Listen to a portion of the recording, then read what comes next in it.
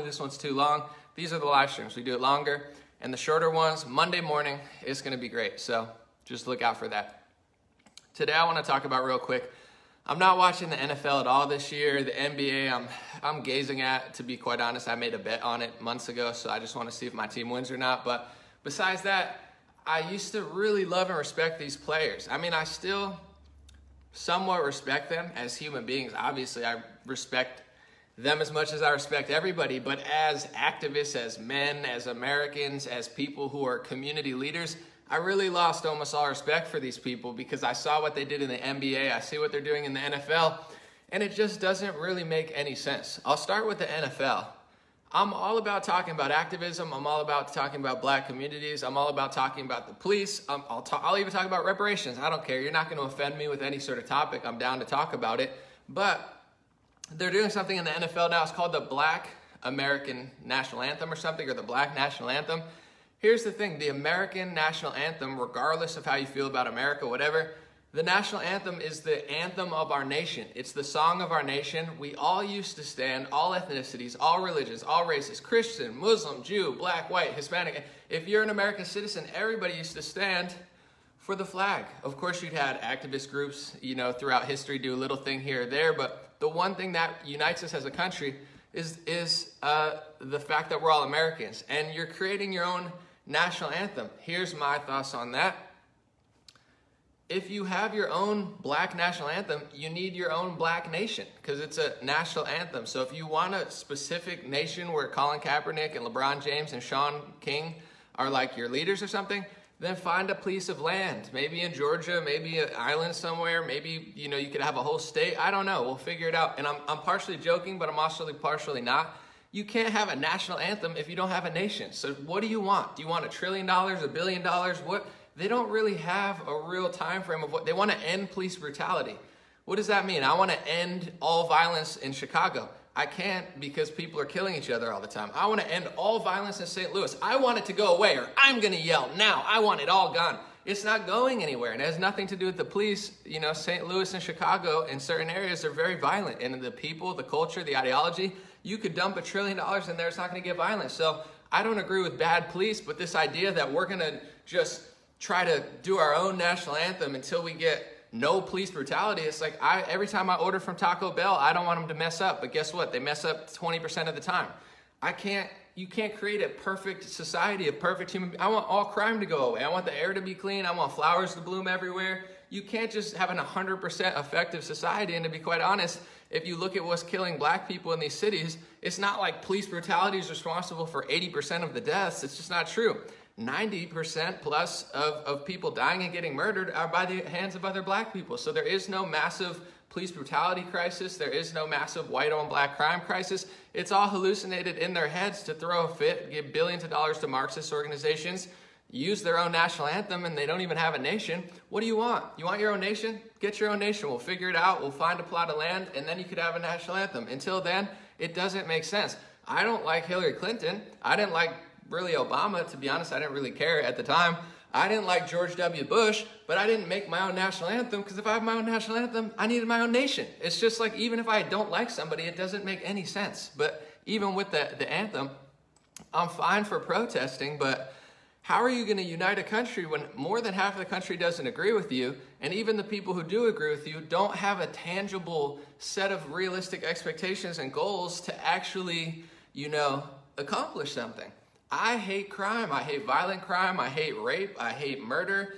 I hate the fact that, in black communities, there's rampant crime, but I don't throw a fit and scream and kneel and say, I'm not going to stop, I'm not going to stop ignoring the fact that people are killing people and burning buildings for my cause. I'm just going to ignore it until it all goes away. It's not going to go away for multiple reasons, but even with police, I'm not making excuses for them, but one, it's not a huge problem. Police brutality, it's the #1 problem in these communities, but also, even if it was, you can't just make everything disappear. I mean, I can't just sanction 100% of people to agree with me and stop doing all evil in the world. I wish I could, but only the Lord has the ability to do that. So the NFL activism makes no sense for multiple reasons. One, they claim they're uniting, but half the team's kneeling, half the team's standing. The crowds are booing. the crowd's booing, you're not uniting. If half the country doesn't like you, you're not uniting. If your team can't even figure out whether to stand or kneel together, you're not uniting. By definition, you're dividing. The Ravens knelt, but then, a few of them stood. That's called your team is divided because you don't even know that you're all American, but you're going to stand for the black national anthem when you don't even have a nation. It makes literally no sense. Even if you wanted that, then you got to get one. You can't just make up your own song for a thing that doesn't even exist. When it comes to the NBA, it's a total joke. They're wearing equality on their shirts. Listen, I love the NBA. I really do. It's a shame because the NFL, I don't care. I don't need to watch them. But the NBA, man, I love Kawhi Leonard, LeBron. I love a good crossover dunk, You got Luka Doncic. I love that stuff. But they're wearing equality on their shirt, which is hilarious because they don't believe in equality. If they believed in equality, they would give their money, all of the money that black athletes and white athletes, all of the money that they get, why don't they split it equally among the WNBA? Why don't they split it equally among black communities? Why don't they take all the wealth, LeBron James, Oprah, Kaepernick, anybody involved in any sort of black millionaire or billionaire status entertainer, if you believe in equality, take all your money and equally spread it out. It's rules for you, not for them. They don't want equality. Are they equal? No, they get treated like kings and queens. They don't want equal treatment. If you gave them equal treatment, they'd cry racism. They don't have any sort of standards. So what is equality? Should they even play a game? Why even play a game? It's equal. We're all equal. It's 0-0. The Mavericks win the championship this year. The Knicks won. Every team won. It's a 32-way split. Everybody wins because it's not equal. Their whole life, their whole salary, their whole pay scale is based off of non-equality. How good are you? How strong are you? How useful are you? That's what they get paid on. So they don't even agree with their own theory. Equality sounds great, but why don't they spread their salary? Why do they even play in the first place? Because the world is not based off that. It's based off ability and skill and how much you can sell, how much you can make. And if you can't win a game, you're not going to get any money. You got to be good at your sport. It's not equal. It's hard work, dedication, and some sort of genetics or, build that you got from your parents to be 6'7", 6'8". So they don't believe in equality. They got all these sort of goofy phrases on their shirt. They're like, school education matters. It's like, school education does matter, and it's been declining in America, but what's your solution for? All their solutions go back to the, Black Lives Matter organization, because a lot of their activism goes through there. And these people are, in their own words, trained Marxists. If you look at their website, I think they deleted it, but a lot of stuff that they believe in is the same thing that Karl Marx believed in, which is singular government control over communication, a central bank that controls all the money, which is not going to help the working people. And then a lot of these progressives and socialists, they want free education. But when they say free education, they don't mean choice. They mean government education. They don't like a lot of charter schools. They don't like private schools. A lot of these super liberal, super progressive LA teachers unions, they want to abolish all competition. They want to abolish private schools. They hate the fact that people aren't getting, educated or indoctrinated under them. So the point I'm getting to is, I don't mind if you kneel. I don't mind if you stand. I don't mind if you have your own national anthem. I don't mind if you wear goofy phrases on your shirt and look like a clown on the court because you don't even know anything. It doesn't bother me, but what's annoying is they claim that they're for unity. They claim that they're for all these things. They're never going to stop because what they're activisming for is based off of nothing tangible. Their goals aren't tangible. Their goals are left-wing socialist type, ideology, which isn't going to bring the results to their communities like they think it will. And in general, kneeling and standing and getting booed is not unity. There's no way to unite under what they're doing. I said this the last time I was live, but nobody's perfect. Everybody's going to fight. The left wing's going to fight with the left wing. The right wing's going to fight with the right wing. But if you had the entire nation, let's just do a thought experiment. The entire nation is more conservative than they are liberal. Everybody drops this, we care about your skin color so much, it's all about this. And everybody says, you know what, we're just going to treat you based on the content of your character. We don't care if you're black, white, Hispanic. We don't believe in full equality. We want everyone to have equal rights and equal opportunity. However, you can't create equal outcomes. LeBron is not going to be the same as me in basketball. There is no equality. He's better. He gets more money. That's just the way the world works. But in general, say everybody was conservative, you'd have some fights, you'd have some murders, but overall, people would generally get along I think, pretty well in this country of all races and all religions, because they'd come under the flag. They'd come under, we're all American, we all bleed red blood, we might be different, we might want to organize with each other. Asians might want to live with Asians, black people might want to live with black people, maybe not, maybe you don't. But everybody's free to do it, and for the most part, I think it would work pretty well. I'm just going to the flip side. If everybody was liberal and progressive and socialism and like Black Lives Matter and like these athletes, no one would be happy. I think they would just be dragging each other down. They would say, well, you're this, you're that, you still owe me this, you still owe me that. Because it's not based on content of character. It's not based off tangible results and goals. It's based off of these ideas of not only victimhood, but these ideas of we want this to go away. Well, first of all, that's not even a huge problem. But even if it was a huge problem, how's it going to go away? Do you have a 1, 2, 3, 4 step to get there? What's their big thing that they've been saying before they backtracked? Defund the police. They're killing police, and then people are cheering and blocking the ER.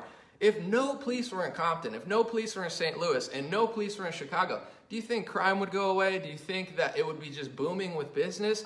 I'm not saying the police can't have any responsibility, but this idea that they're the #1 threat to black communities and they're the #1 threat to society, and without police to play, it would be all worse.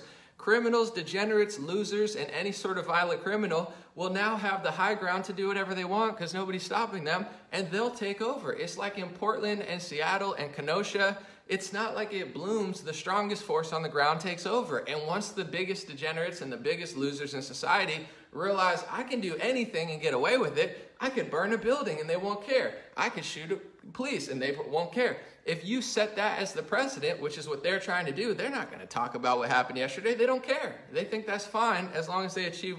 But what they want to achieve doesn't make any tangible sense. So if everybody had their ideology, you're not going to see world peace. You're not going to see black communities booming. You're going to see everything falling apart like it is in these Portland, Seattle, and a lot of these inner cities, because you need not just money.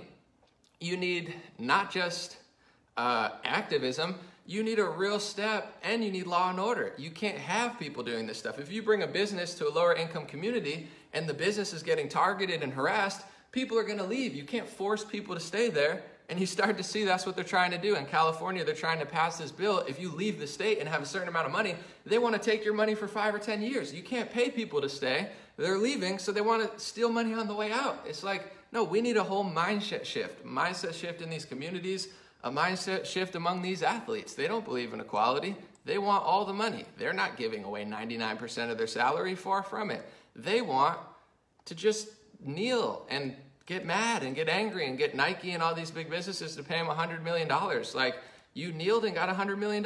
So what financial incentive do they have not to do that? And they're being pushed by all these big corporations because it's not really challenging the system. A lot of people who believe in, and I read the book, The Communist Manifesto, a lot of people who believe in it say, Anomaly, you don't understand. Karl Marx wanted everybody to share the money. No, that's just what he told you and you believed it. In Karl Marx's own writing, he wants the central bank to control all the money in the country. If the central bank controls all the money, guess what? You don't have any power. The central bank has the power. Lenin said 90% of communizing a nation is through a central bank. So Karl Marx was never for the worker. He wanted all control of flow of information, which is anti-free speech. He wanted all control of the money, not him or somebody else. He was never for the working people. So the fact that they say, no, Anomaly, you don't understand Karl Marx. Why do you think every single business in this country is supporting it? NBA, NFL, major credit card companies. You have major banks supporting it. You have McDonald's. Who's not supporting Black Lives Matter? The organization run by alleged trained Marxists who believe in what Karl Marx believed in. They're not going to say it publicly because it's not popular to say you like communism. But if you look at their goals and you look at Karl Marx's goals, they're eerily similar. But it was never for the working people. It was never for the average black man in America. It's for the top dogs. That's why they're all supporting it, because you think it's a threat to these big businesses because you're burning it down. But what are you really doing when you shut down the country and shut down these individual communities? You can burn an Amazon, but Amazon will still make money. You burn a mom and pop shop, they're out forever. So it's like Amazon doesn't care how much you burn because they're increasing value. Facebook is increasing value. MasterCard, Visa, they're not losing money, so they don't care what you burn. This is not a movement of the working people. This is not a movement of Black America. This is a movement by the elites to hijack sports league and brainwash these celebrities and pay them and subsidize them tens of millions of dollars to do this type of activism because it's not for the worker. It's not for the kids. It's not for black people. It's for the top dogs. It's for the banks. It's for these big organizations because they're going to swallow everybody up. When they raise regulations and tax rates, oh, we're going to tax anybody who makes tens of millions of dollars 80%. Who can afford that? The billionaires. Who can afford that? Nike and MasterCard and Visa. Who can afford that? The average millionaire. I'm not saying they're average, but it's like the person who worked really, really, really hard to get to that wealth. They're the ones who can't afford it. These top dogs are just tripling. Bezos doesn't care. He'll figure out a way to avoid taxes. He'll figure out a way to do something. And if he doesn't, it doesn't even matter because he has so much wealth. And I'm not saying that he needs all that, but I'm just saying you need a tangible plan. You can't just give it to the government. Now we took Bezos' wealth. What are we going to do with it? Doesn't matter because you don't ever spend the money right. So the point I'm getting to is the NBA and NFL activism is totally phony. It's not uniting. It's dividing. It's dividing the team. They can't figure out whether to stand or sit. They have a black national anthem, but they don't have a black nation. The national anthem's for the nation. So if you have your own national anthem, you got to figure out how to get your own nation. It doesn't make any sense. Or just stand for the American national anthem, say you're American, and fix it from within. The NBA activism is just totally goofy. They have equality written on their shirts, but they don't want equal pay. They don't want equal treatment. They want millions of dollars. If they got the same pay as the average family in Compton, they'd shut up real quick, but they don't. They're getting subsidized to do this. Why are they getting subsidized to do this? Once again, like I said, I have it here. I read the Communist Manifesto. It's an anomaly. You don't understand. Karl Marx was for the worker. I read it. He's not for the worker. Two of his goals are to give all the money to the central banks. He's a banker, or he's friends with the bankers. Who else would want the banks to control all your money? That's not freedom. And who else would want complete control of the flow of information? It's anti-First Amendment. It's anti-free speech. So once they get your money, once they get control of everything, you can't criticize them. You're not allowed to talk about the people who control. This is not First Amendment. That's why they gave us the freedom of speech, to talk about anybody. That's why I'm a firm believer. They say, anomaly, you're racist, sexist, xenophobe, anti-Semitic. No, I believe in the First Amendment. You can criticize Christians, you can criticize white people, but you can't have it both ways. You can't just hate. And I just sit here and say a statistic that's like proven by the FBI, and then they say, oh my God, that's hate speech. All you do is hate. All you do is lie. I just sit here and try to defend myself as a person, and then they turn the tables and say I'm hate speech. That's why I believe in free speech. You have the right to lie. You have the right to hate. You have the right to hate an entire group. I don't agree with it, but millions of people on the left now, they hate entire ethnicities. And I don't even particularly want to stop them from saying anything because I believe in free speech. You're allowed to feel how you want to feel, but here's the kicker. They do all that stuff, and then you simply just defend yourself or say the truth, and then they turn the tables and say you're the hater, or you're the one that's a bad guy. It's like, no, I see exactly what they're doing. This activism is totally phony. It's being subsidized for billions of dollars by the top corporations because it's not for the people. It's not uniting. It's destabilizing, and they've already destabilized multiple countries. In Libya, Muammar Gaddafi wasn't playing ball with the big boys. He wanted to do a gold-backed currency. He was doing all this stuff against the UN and all these global groups, and they killed Gaddafi. They destabilized Libya, and then they killed Gaddafi.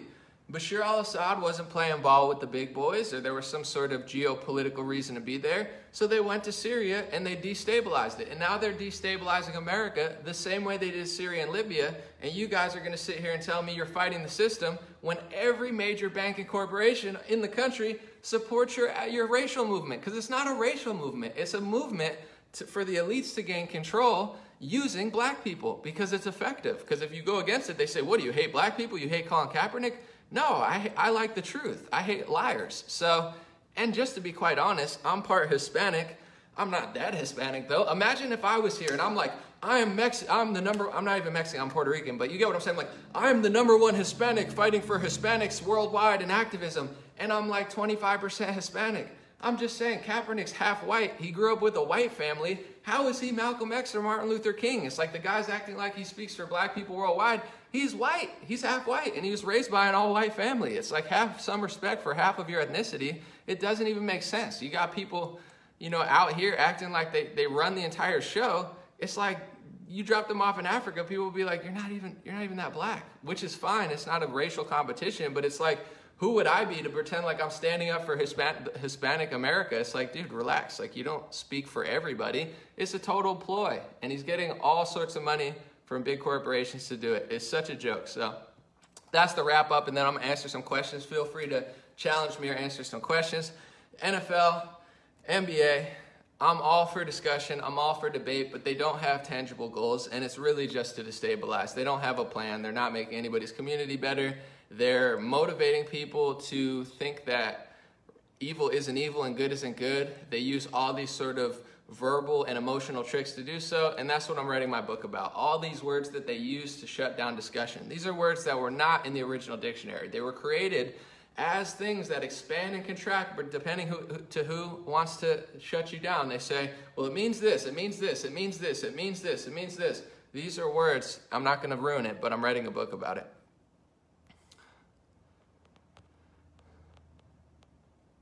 Malik said, I'm half white and half black. I've always been told I'm white, not black is sad.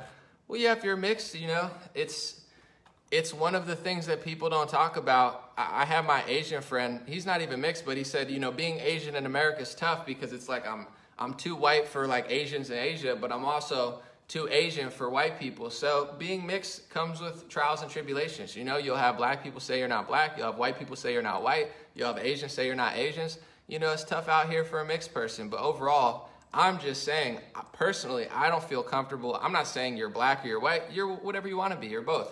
But if you're going to speak on behalf of an entire movement, you're like, I am this. It's like, I don't know how I feel about that. It's like Rachel Dolezal style. It's like she's not even black, but she's out here working for the NAACP. I don't know. Something about that rubs me the wrong way. I have a lot of Hispanic followers because I don't baby people. I don't talk in identity politics and say, I feel this way, because it's like, you know, to me, I get why people do it, but it's like, if you're going to be the voice of Black America, I don't know. It's like, just be the voice of the truth. Be the voice of the real people, you know? If you're the voice of Christ, it's not about race. But in general, it's like, I don't know. It's like, I stand up for, it's like, I don't know. I'm part Polish, but I don't stand on a pedestal and say I'm like the leader of Poland and the Polish people. To me, something about it is just don't smell right, but to each their own.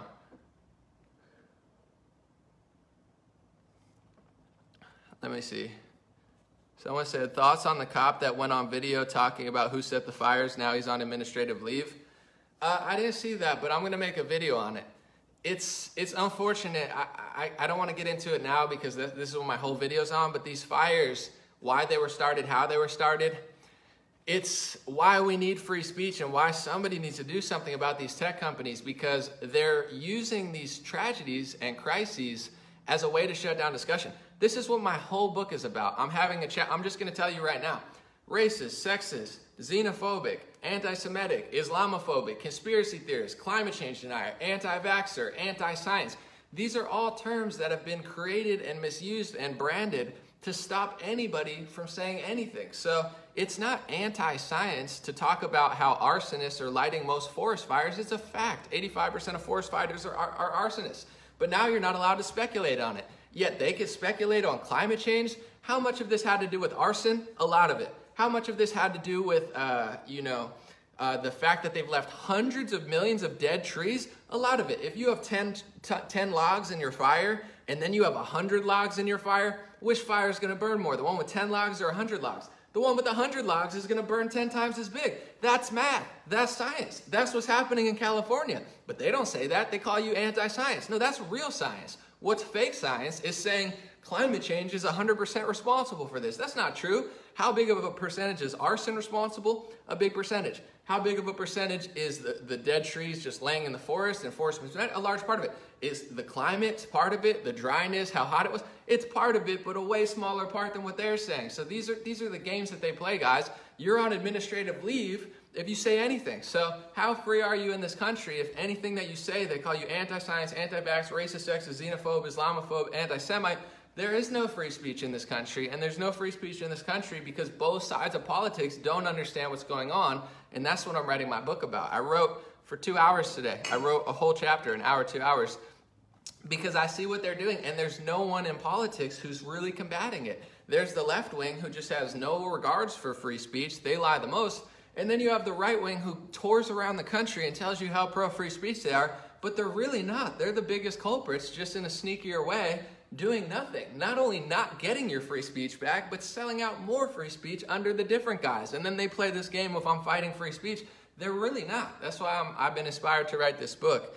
And I'm writing like, I can't stop writing. Once I get an idea, I keep going. Someone said, we're living in the silos created by identity politics, the divide in this country. Yeah, it's not Obama's fault, though. I mean, Obama was Obama, but it didn't start with Obama. I think he was just honestly used more than it's like all him. I think that's an easy scapegoat, but it's a lot. And it's not even that identity politics, that's part of it, but both sides do identity politics. The left wing is all identity. They hide things behind identity. This is the trick.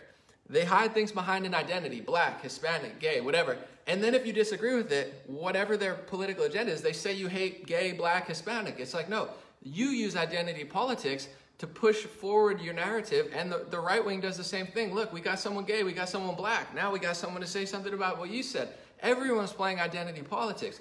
The hypocrisy is when certain groups are allowed to identify, but then you can't identify as them. So they identify as themselves. Thousands of special interest groups getting rights for themselves, looking out for only themselves. But then if you say they're doing it, they call it hate speech. They say you can't blame a whole group. I'm not blaming a whole group. You use that group to get all these things, and then I say you're doing it, and then you call me a word. This is the games that they play. And identity politics, either everyone can do it or no one can do it. But right now, it's they can do it when it's convenient. The right can do it when it's convenient. But if you want to do it outside of the scope of what they've deemed allowed, they call you a word. These are all anti-free speech words. Don't use any of them. Racist, sexist, xenophobe, anti-Semite. You might feel good being like, they're an anti-Semite. Haha, I won. They're a sexist. No, you're the racist. You're the real racist. Biden's the real racist. You're playing the games of the censor. You're taking a free country with free political thought to understand why something's going on and putting it here and saying, I'm better than you. What you said is just wrong, and I win the debate. You don't win the debate. These are words of the censor. We're going to reframe the whole political and national discussion. I'm not really almost done with my book, but if I keep writing this fast, I'll be done in 2 weeks. I'm amped up. Someone said the total hypocrisy is not allowing players to mention Hong Kong when almost the NBA's ratings are from China. And this is a common theme that you're going to see, guys, in all of their fake activism. So if you watch my climate change video, let's start with that. I was a climate change activist for 3-4 years. I'm not number one. I'm not going to act like I'm Leonardo DiCaprio out here at the United Nations. But I was a big believer and a big fan of climate change activism, so I know all about it. But here's the hypocrisy. Once you start learning real science and what's happening, you realize that these climate change activists and these politicians and these media sources and the Leonardo DiCaprio, they're not doing actual activism. They're not doing real science. So when it comes to pollution, how much is America polluting? How much is India polluting? How much is China polluting? That's just math and science. Do I hate China when I suggest they're polluting a lot? Would someone call me anti-Chinese like they call me anti-Semitic? No. Would somebody call me anti-India if I said India's polluting a lot? They're, oh, Anomaly's anti-India. No, it's just if you look at the representation of who's polluting the oceans and you put America on a chart, we deserve some responsibility, but we don't deserve all responsibility. It's not anti-Chinese to suggest China pollutes a lot. A couple million people die every year from air pollution in China. It's a fact. So these are the games they play with other stuff, trying to act like I'm a hate monger. It's like, no, I just properly identify who's doing what. But the point I'm getting to is, when it comes to climate change and when it comes to pollution, you never hear these activists talk about China because they don't really care about climate change. They just hate America, and in a lot of cases, hate conservatives, hate America, hate Christians, and hate white people. They hate white people until you're a black conservative. Then they hate you too, because they don't like conservatives. And then they don't like you because you're a Christian. And they don't like you because you like America.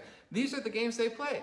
The climate change movement has been totally hijacked. They don't care about the climate at all. They just claim to. They don't even look at China. It's the same thing with COVID-19. If you said China, they shut you down. I'm not blaming China. I think there's a lot of people in America involved. But you get what I'm saying? Someone said, well, they don't talk about Hong Kong. They'll never talk about China. I have no problems with China, but for sure, if you're going to sign a deal with Nike about activism and you don't even understand how these labor shops work, you don't understand what's going on with the camps there, you don't understand what's going on with Hong Kong and their freedom and the fact that in China, America's becoming China, where you don't have freedom of speech. They don't care about anything. They just bow down to their masters. So they say, we don't like America. What's the common theme? They don't care about COVID-19. They don't care about climate change. They don't care about pollution. They don't care how much air pollution is in India. They don't care about the oceans. They hate America. It's all anti-America. Just like, so is the Communist Manifesto. This is not pro-worker. This is pro-bank, pro-control, anti-West, anti-Christian. He talks about religion. He only talks about Christians for the most part. He doesn't like Christians. So they make these pseudo-intellectual things. You can't say this, you can't say that. We're fixing the climate. How are you going to fix pollution if you don't identify who's doing what? It's not just America. It's also India and China. But they never talk about India and they never talk about China because they hate America more than they like science. And then they call you anti-science. It's like, where are some of the dirtiest oceans in America?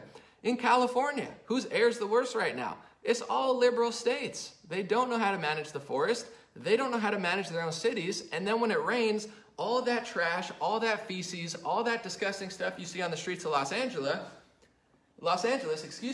it all goes out into the ocean. And it's doing massive damage to the life there, the sea life, but also it's disgusting for humans too. Where are the environmentalists? I'm the only environmentalist that talks about this stuff. And Dr. Drew on Fox News or CBS when he goes on there. Where are the environmentalists? They don't care. Where are the environmentalists with the plastic, the masks, or the little doofy masks that they're making everyone wear? They're all going out into the ocean.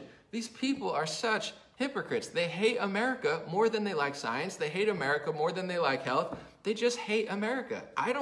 You can tell in my tone and how I speak, I have no ill feelings towards anybody, but I'm not going to sit here and act like, yeah, I love people so much. If we get rid of the police, I mean, it's really going to be good for everyone. It's like no city in this country, no black neighborhood in this country is going to be budding because you got rid of the police. It's going to drive businesses out. People are going to start stealing more because it's easier to do. And I know it is because that's what happened in Los Angeles when I lived there. They manipulated the law to make it easier for the thief than it was for the homeowner who was getting robbed. So when that happens, you have more theft. West Hollywood used to be nice 5 years ago. Now people are breaking and entering everywhere because it's easier to do than it is to protect yourself. You defend yourself. When someone breaks in, you'll go to jail before the criminal goes to jail. It's because liberals pass these laws. Guys, they do everything wrong. And I'm not sitting here acting like Republicans do everything right. That's a trap. But at least they can run a power grid and not suffocate their own people and then blame climate change. It's such a joke.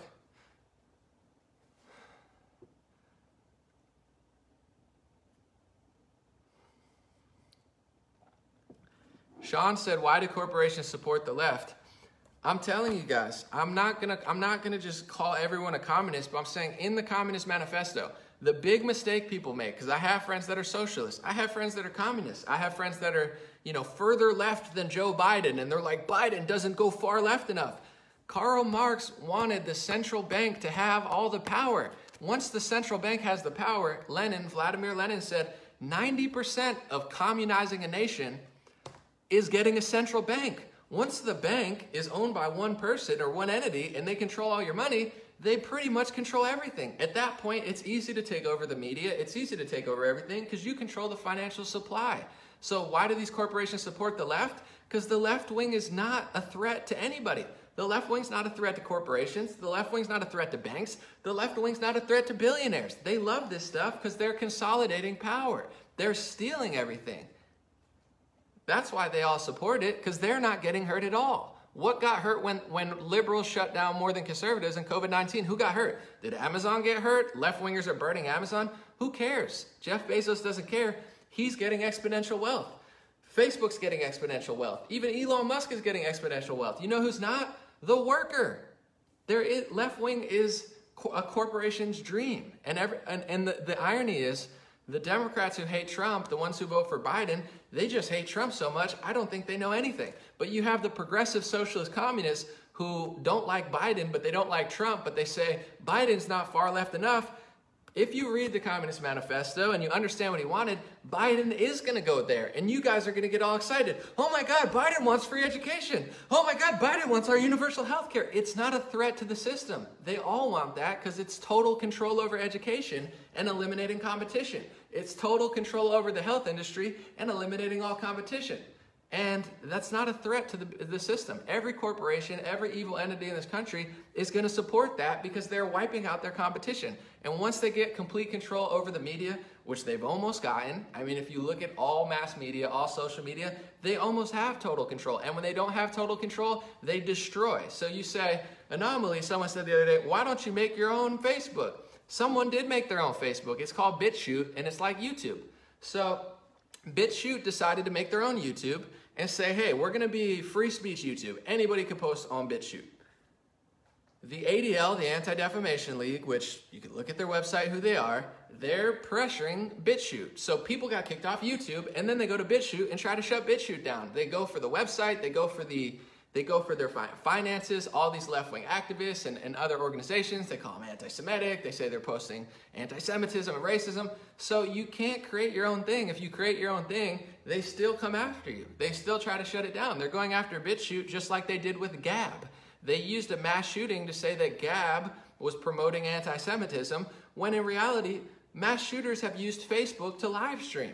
People have used Twitter and Periscope to live stream. There have been mass shooters who've had YouTube channels and posted there, but when something happens on Gab, or one of the people had a Gab account, they use it as a justification to shoot down Gab. These people use tragedies, women and children, anything they can for total control. They almost control all media, and any media they don't control, they try to destroy. Why do they hate Tucker Carlson so much? Because Tucker Carlson's the only person in the entire mainstream media, left-wing or right-wing, who is somewhat free. He has on Tulsi Gabbard. He has on Jimmy Dore. He talks accurately about Trump. He criticizes Trump. He criticizes Mitch McConnell and Jim Jordan. He's a free man, it looks like. So they hate Tucker Carlson. They want 100% total control of the media. They already have 100% total control of the banking industry. So you get what I'm saying? Once you have a central bank, it's a wrap. It's not even, that's what Lenin said. 90% of communizing a nation is controlling a bank, is getting a central bank. Once you have a central bank, what is that? Central means centralized, means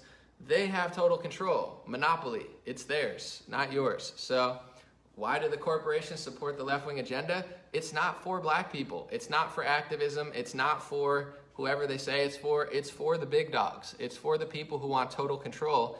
And the way you get total control is through the left wing. The further left you go towards communism, which is total government control by design. It was never for the people, guys. I read the book.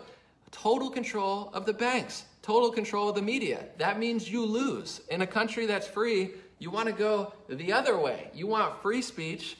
You want the ability to do things without the government doing everything in your life. Someone said, vote for Jorgensen. Now, don't. Jo Jorgensen's a joke. Libertarianism sounds good on paper. She's a joke candidate. She's not going to win. She's barely going to get any vote, and she doesn't deserve it. She's not impressive. Her interviews are trash.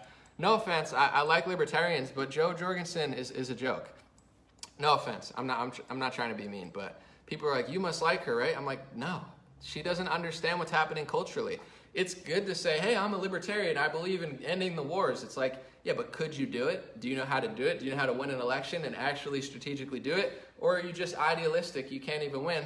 And then she got duped by all this Black Lives Matter stuff. How can you effectively save America when you don't even understand what's happening culturally?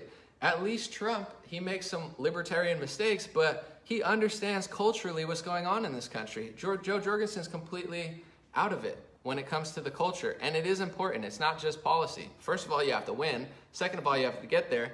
Third of all, you have to be able to do what you said you were going to do. And fourth of all, you have to understand the cultural aspect of it, or else you're just going to get mollywopped. So there's a 0% chance she's going to win, but also she doesn't even deserve to. I'd rather vote for Trump than her, 10 times out of 10. Someone said Trump wants to bring the soldiers home. He's the best shot we got. I mean, this is the big trap of Trump, though. Once you vote for Trump, if you do, whatever, keep him accountable. Don't just assume, don't fall for these people who tell you Trump's going to do it tomorrow, any day now. This is a trap. This is a lie to get people to just not do anything. You have to hold Trump accountable. If Trump wins and everybody just sits to the sideline, you might as well have the other side win and actually do something about it, rather than let Trump win and just, get slowly mollywopped by these people who try to coup him every 2 months. It's not necessarily his fault. It's our fault. Did the Republicans not have control of the Senate and the House for a year? They did nothing. So we can't just sit around and celebrate and say he won. people have to hold him accountable on free speech, which he's been bad on, and so have all the Republicans. I explained it today on my Twitter if anybody wants to see. I'm sure they'll try to take it down eventually, but we have to hold them accountable for actually doing something.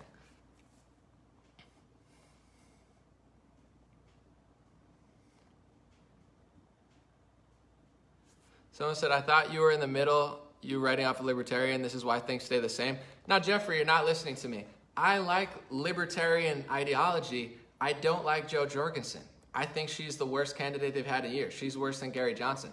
She's not going to win. I could sit here and vote for her. She's not going to win. I'm not telling you like you're like anomalies writing off Jo Jorgensen. This is why things stay the same. Go to the ballot, vote for Jo Jorgensen, and she's not even going to clear 5% of the vote. So what is your vote for her going to do? It's not going to do anything. So I could act like I would, but I just don't like her to begin with.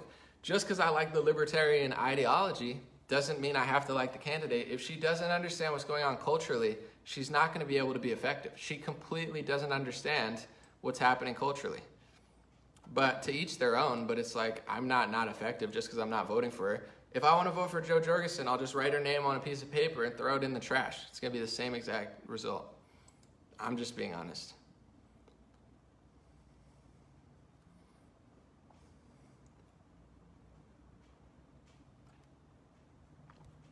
Let me see.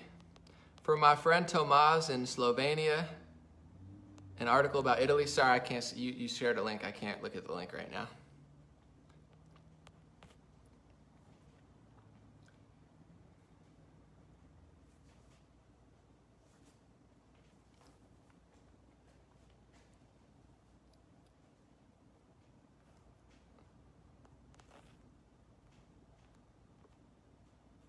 I'm trying to read some comments or questions. Will liberals let Trump act for the best result of citizens, would you say? Will liberals let Trump act for the best interest of the citizens? No, that's clearly not going to happen anytime soon. You're not allowed, and this is like, I'm not a biased person. What's true, what's false? I don't care who says it. You almost can't tell the truth in the Democratic Party anymore. Tulsi Gabbard took a firm stance against Cuties. Cuties is the Netflix show with 11-year-olds twerking and rubbing their private parts. It's disgusting. I saw a little bit of the clip. I never shared it because I thought it was gross to share, but it's disgusting. Anyway, Tulsi Gabbard wrote about how Cuties was gross and how it's going to help, pedos and human traffickers and stuff, and they called her a right-wing conspiracy theorist. So what does that tell you about the left wing? That they're willing to call it a conspiracy theory, that it's not a conspiracy theory. This is not, people on Twitter just making things up that they can't prove. This is provable Netflix documentaries you can see with your own eyes, and they're calling it a right-wing conspiracy theory. What does that tell you? When you tell the truth, they call you right-wing. Why? Because right-wingers tell the truth more. Right-wingers are not completely honest. They lie more than I would like them to. They're bad on free speech. They can be very hypocritical about things like identity politics, but overall, why do they call you right-wing when you tell the truth? Because the truth is not left-wing. Their entire reality is a lie. Tulsi Gabbard was the greatest thing that the Democratic Party's seen since Obama. She's reasonable, she's military, she's calm. She has a great demeanor. There's, the guys on the stage acted like a bunch of babies and girls. She's got better demeanor than all of them. She's a class act. She's against the wars. She's not a total degenerate. And they hate her for it. Why do they hate Tulsi Gabbard? Because she told the truth about the wars, because she tells the truth about pedophiles, because she doesn't lie all the time. I don't even agree with Tulsi Gabbard's domestic policy. I know she works with, the Council of Foreign Relations or whatever. There's some red flags there, but overall, she's not a total degenerate and a total liar, and they hate her for it. You can't tell the truth on the left wing anymore. The truth is not allowed. Their whole reality is this game of everything's racist, sexist, xenophobic, climate conspiracy. Like, they can't have a discussion about anything. It's all brainwashed. It's like everything is climate change. Everything is racism. It's like if you light a fire in a forest with 100 million dead trees, it's not climate change. The climate is changing, but they don't care how the climate's changing because they have their narrative. This is happening, but it's not happening. They said that the ice glaciers were going to melt in 2020 and had to move their signs because it didn't happen, because it was never going to happen, because it's the same as what they're doing, which is my other book I have here, How to lie with statistics. There's a whole book to explain. You can tell the truth with statistics, but you can also lie with statistics. If your studies are not right, the data's not going to be right. So that's a lot of what climate change is. It's like COVID-19. Is it real? Of course it's real, but all the data's wrong because they're lying with statistics. So the ice glaciers didn't melt. The oceans didn't rise as fast as they said they would on Florida because it was never going to happen in the first place, because everything that they do is, this is happening, it's 100% for sure, and if you disagree, you're a conspiracy theorist. That's not how it works. I'm sorry. I look at the data. I've researched the data. This is why I make videos. I've studied for an hour the NASA climate data around Antarctica, and I came to the conclusion that NASA came to, which is that Antarctica in 2019, when they posted it, is actually growing and not melting. It's melting in some areas, it's growing in some areas. The overall grow is hard for them to tell because most of the snowfall, they can't even measure. Am I a denier? No, I actually look at what they say. So the point I'm getting to is, you can't tell the truth on the left wing anymore. They're intolerable to it. Tulsi Gabbard tells the truth, they hate her. Elon Musk tells the truth, they hate him. Joe Rogan says the truth, they hate him. Do I buy most of my stuff online? I don't know what that means. Oh, you're talking about the books? Yeah, I buy the books online.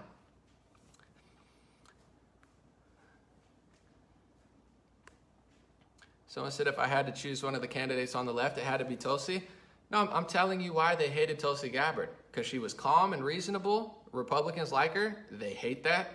She told the truth about the wars and the regime change war in Syria. Tulsi Gabbard, more than anybody, understands what happened in Syria, and she tells the truth about it. They hate her for that reason. She's against Netflix pedophilia. They can't stand that. She called out Kamala Harris. They hated that. She was by far the best candidate. And then people say, no, Emily, she's a socialist. I'm not saying I agree with everything. I'm just saying objectively, if you look at that stage, who's the best candidate? Who's the most honest candidate? Who's the most reasonable and winnable candidate? It was Tulsi Gabbard. And the media did everything in their power to destroy her life. And then you watch SNL and they do a caricature of her, making her look like a supervillain. She's not a supervillain. She's the calmest person on the stage. She's the least villainous person up there. And they flip reality. This is what people need to realize about media too. Yes, entertainment, or comedy and movies, like, yeah, they're just stories, but in a lot of ways, they're really not. They'll tell you what happened in history, and then they'll lie about it. So you watch Chernobyl, it's like, was Chernobyl a mistake? For sure, but if you don't understand who controlled the Soviet Union at the time of that, and also who controls it now, you got a lot of people blaming Putin. Well, Putin did this and Putin did that. It's like, who was responsible then? Who controlled the government? And then also, is nuclear energy really bad? A lot of people came out of that and were like, well, nuclear energy is hard. It's actually one of the safest, if not the safest energy. So what was the mistake they made in California? They got rid of nuclear plants, and now they don't have enough power for people, and millions of people every year lose their power. That's not because of climate change. That's because Democrats got rid of nuclear power. So the point I'm getting to is when you watch SNL or you watch these movies, they're not educating you. They're telling you what to think about current events in history, and they've successfully brainwashed a large percentage of the population to not understand what actually happened in history. It's actually taboo to even talk about. Why do they not treat communists like Nazis? Did you ever think about that? Nazis were bad, communists were bad. Communists killed more people than Nazis. Shouldn't they be similar? You're a communist, you're a communist. Like they call everybody Nazis. They don't do it because there's millions of movies about the Holocaust in Nazi Germany. There's very few movies about communism. And a lot of the people that are running the show now have the same ideology as Karl Marx. They don't talk bad about it because they believe it. So isn't that crazy? They call everybody Nazis, but the amount of real Nazis on the right wing are non-existent. Trump's not a Nazi. Trump is the most pro-Jewish, pro-Israel president in modern history. 99% of Republicans hate the Nazis, but not all of those people hate communists on the left wing. A lot of the people running the show literally write articles about how great Karl Marx was. It's in mainstream publications. So what I'm saying is they tell 80% real history, but then they twist it in a way that everybody just believes it. They're like, oh, Tulsi Gabbard was a supervillain. Donald Trump was Hitler. The communists weren't that bad. It's like, no, this is why I don't watch movies or television. I haven't watched a movie in years. I can't stand movies. I don't even like most documentaries. Everybody said they deleted their Netflix account this week. I deleted mine in 2018, 2 years ago, and I tweeted about it. Why? Because they gave Obama the Obamas, Barack and Michelle, they gave them a big production deal. Once you give Barack and Michelle Obama this multi-million-dollar production deal, I could already tell it's going to go left wing. It's going to get biased. It's going to get dishonest. So I was ahead of that curve too. I was like, there's no way this is going to go in the right direction. But just the point I'm trying to get to is be very cognizant when you're watching a movie and you're like, wow, I just learned about history. Did you really learn about history, or did you learn about what the script writer taking all that history and making it into an hour and a half and using actors with scripts that they wrote? That's not real history. Even some documentaries are not real history. So, you gotta just think about it a little bit, because everybody's been so brainwashed by mass culture. And the reason I brought that up is because they made Tulsi Gabbard on SNL look like the supervillain. Was she the supervillain out of that cast? No, she was the most reasonable one. So they flip reality. Good is evil, evil is good, left is right, right is left, the hero is the villain, the villain's the hero. This is the games that they play. They're like magicians with unlimited tricks. That's why Malcolm X said, the media is the most powerful entity on earth. They have the power to make the innocent look guilty and the guilty look innocent. That's power. They control the minds of the masses. One of my favorite quotes in history from Malcolm X. Someone said Netflix. Yeah. Someone said the newest one I heard, that Trump is a prophet. I mean, I don't know if he's a prophet, but I mean, Trump has good vision. He's not, like, people think Trump is dumb.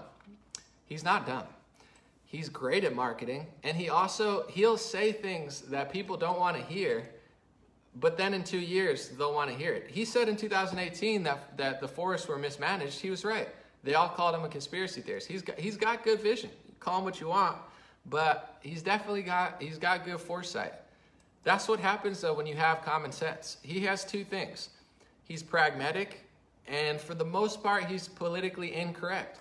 That's two great things. It's good to be pragmatic, and it's also good to not mince your words. Political correctness is not this virtuous thing. It's not like, I love everyone more than everyone else, so I mince my words. George Carlin said, political correctness is fascism with manners. It's just being a tyrant and pretending like you're not. It's actually terrible. I much prefer the extreme speaker, not the extreme actor, I don't believe in violence or anything, but the speaker, the rabbi who just says whatever he wants, the imam who says whatever he wants, the Christian who says whatever he wants, the Trumps who say whatever they want. I much prefer that than the people who lie all the time. I'd rather hear something I don't agree with or do agree with than have to play this game of everything that they say is a lie. When you listen to Gavin Newsom, everything he says is a lie. When you listen to Nancy Pelosi, everything that she says is a lie. Chuck Schumer will fake cry about something he said 3 years ago. Why would I want to hear? I'd rather the left-winger say, you know what, I do believe in Karl Marx. You know what, I do want this to happen. Or like, I respect that more. I prefer the honest person. It's like, I don't want this game of like, just tell me how you feel. And if everyone did that, life would be good. It'd be like, you go here, and then we'll figure it out. It wouldn't be all these little games.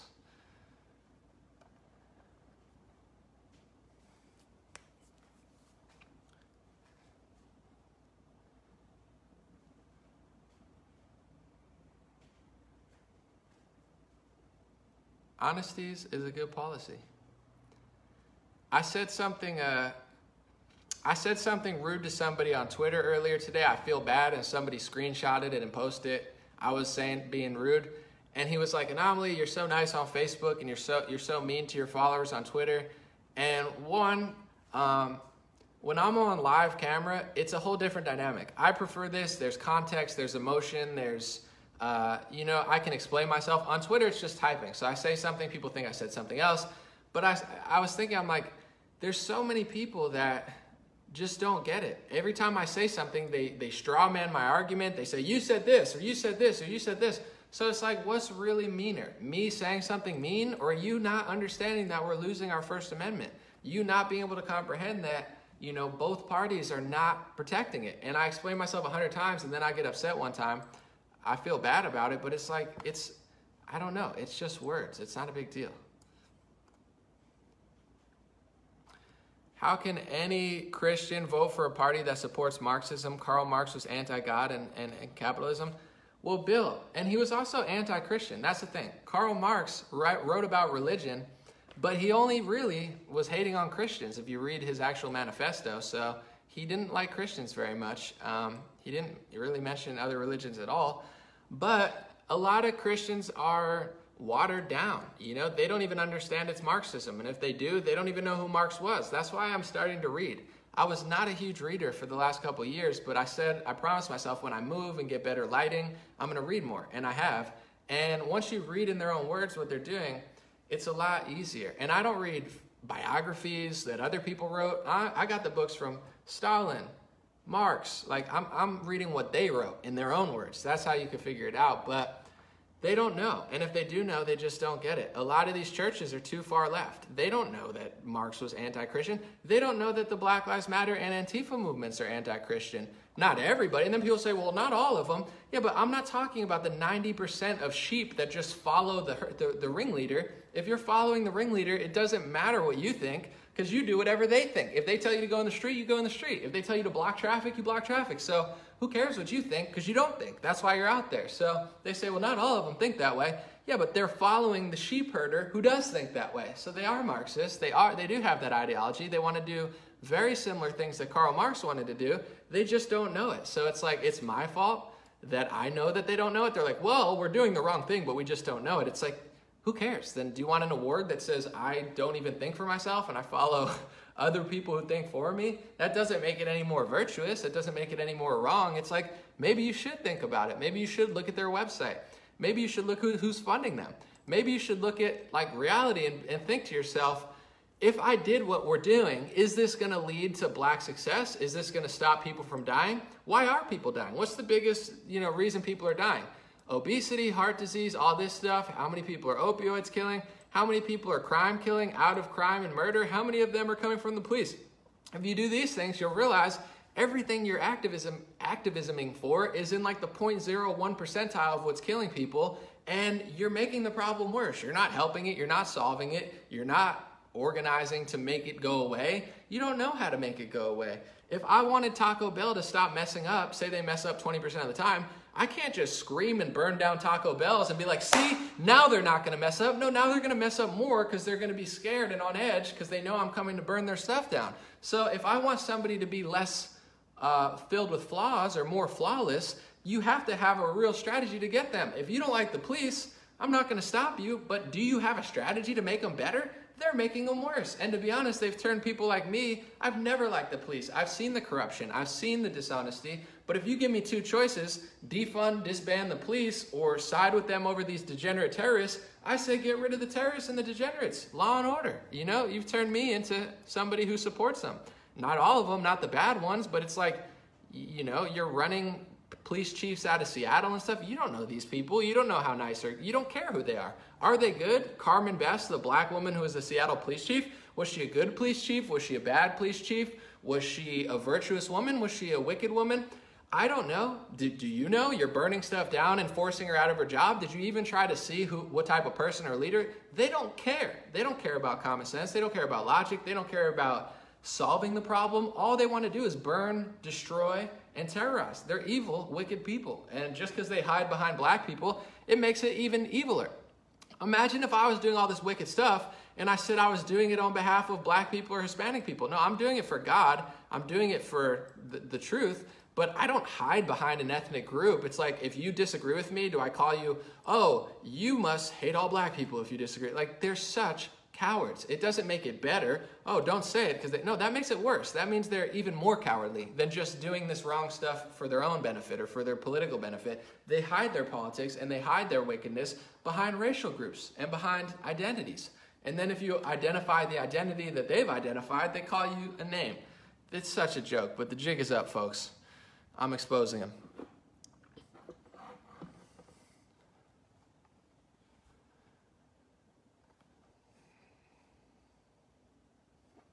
Someone said, I'm glad I left the Democratic Party and became independent. They're evil.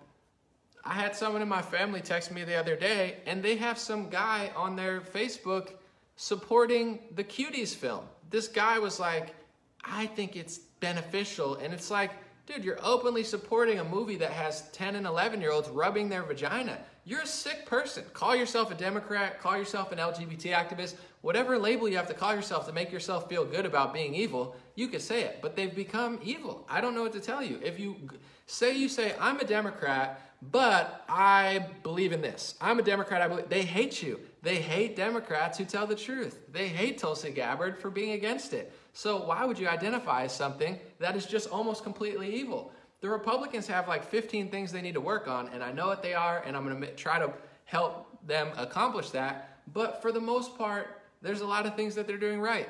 But then there's also a lot of things that they're doing wrong.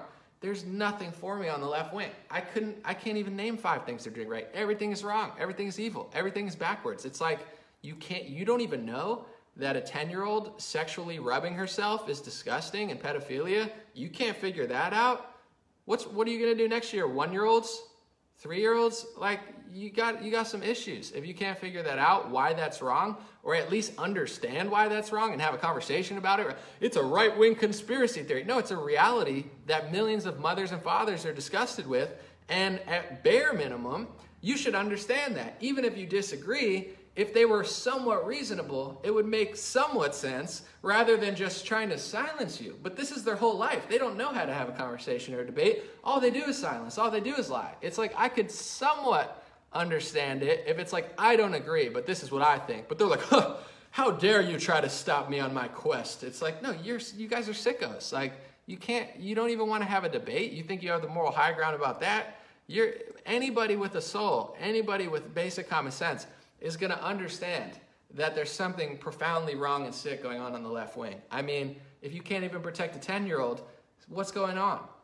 And the guy from one of the biggest film festivals was indicted or arrested or whatever, tried for touching a 7 and a 9-year-old. I think the same girl 2 different times. I read the article. 7 and 9? You don't understand that? There's something wrong with you. I'm sorry. This is not... And then they're like, I don't even want to debate about it. You're a conspiracy theorist with Tulsi Gabbard. It's like, Tulsi Gabbard, come over to the right wing. Come over to the conservative side. Come over to the libertarian side, whatever you want to call it. You're welcome here. You will be loved and respected. You'll be able to debate. You'll have an intellectual discussion with people who agree and disagree. We won't hate you when you tell the truth. We'll appreciate it. So, maybe some people will get mad, but it's not going to be like your treatment on the left. They can't stand. They're like, how dare her stand up for 10-year-olds? It's like, what decent person wouldn't do that? I can't even understand.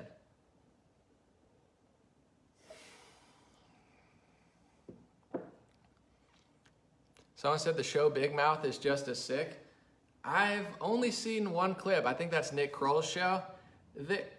Isn't it interesting that these are the people that call everybody racist, sexist, xenophobic, whatever?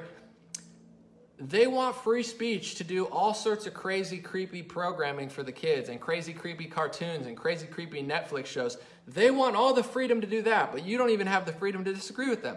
You don't even have the freedom to say the truth. You don't even have the freedom to criticize them or talk about any ethnic group or any religion outside of Christians and conservatives. It's like, what planet do they live on? So it's like, I don't agree with anything they're doing, but I would somewhat have respect if they allowed open discussion to criticize what they're doing. But what they do is say, I have the free speech to make whatever film I want, but you don't have the free speech to disagree with it. You don't have the free speech to write about it on Amazon. We'll delete your book. You don't even have the free speech to teach it in a school. It's like they need to be countered. And this is my biggest problem with the right, is I think they're not countering it properly. And I know why. It's a hard thing to do because they have so many tricks and so many schemes. But I'm driving through the schemes. I'm driving through the tricks like a bulldozer. I'm writing about it in a book. And I'm going to show everybody how to fight it too, because I see what they're doing. I see these little games, but I'm not playing. I'm done playing. I'll take a knee.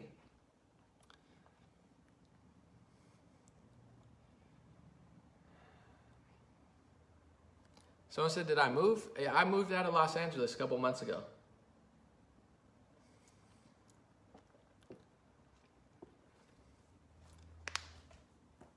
I need to crack. I'm standing up. That's how I'm amped. I might lift some weights. Hold on. I got some weights here. I'm going to lift weights below the camera. You can't even see it, but I'm working out right now.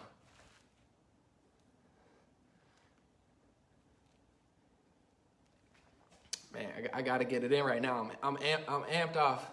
I'm amped off the truth right now.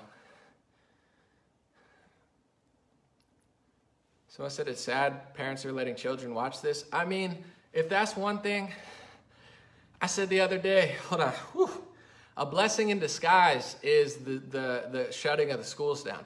I don't agree with it, but you should watch, if you have a kid between the ages of 5 and 15, you should pay attention to your kid's Zoom class if you have the time and you're around. Pay attention and see what their sicko teachers are teaching them. Maybe they have amazing teachers. Listen, God bless the good teachers. It's not all teachers. Most teachers, I'm sure, are stupendous. But keep an eye on them. You can, at least when they were in school, you couldn't see what they were teaching. Now that they're on Zoom, you should watch one of their classes, because when my little brother went to college, I said, let me see your syllabus. And I saw a syllabus for journalism, and the biggest lesson was like a propaganda lesson. They were trying to say something was a conspiracy theory, when in reality what it was an unsolved mystery that the media destroyed everybody who investigated. That's not a conspiracy theory. That's called a cover-up, folks. This is what they're teaching the kids in school. That's why I'm working out. I got to get stronger. They're coming for the kids on every level. That's why I just got to get bigger and stronger. You're going to just see me, I'm going to look like a meatball in 2 months. You're going to say, why are you that big? I'm going to say, because they're coming for the kids. They're coming for the 11-year-olds and 10-year-olds. Next, they're going to come for the 5-year-olds and the 2-year-olds. They're like, it's like, no, bro, mister, you got to stop. You're disgusting. Just stop. I got to get stronger right now. I can't wait. Sorry. Someone said that's why they want to eliminate homeschools and charter schools and private schools. That's exactly right. They want total government control over the schools. They say free education, but then they want to delete private schools and charter schools. Why?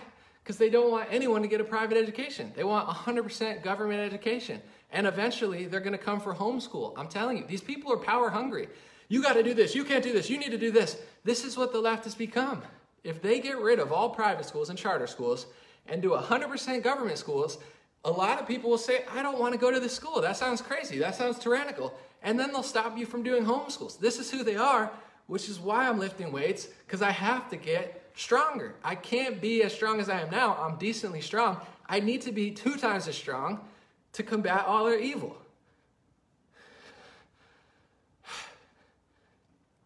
I need to get stronger. Someone said, you have a huge army behind you.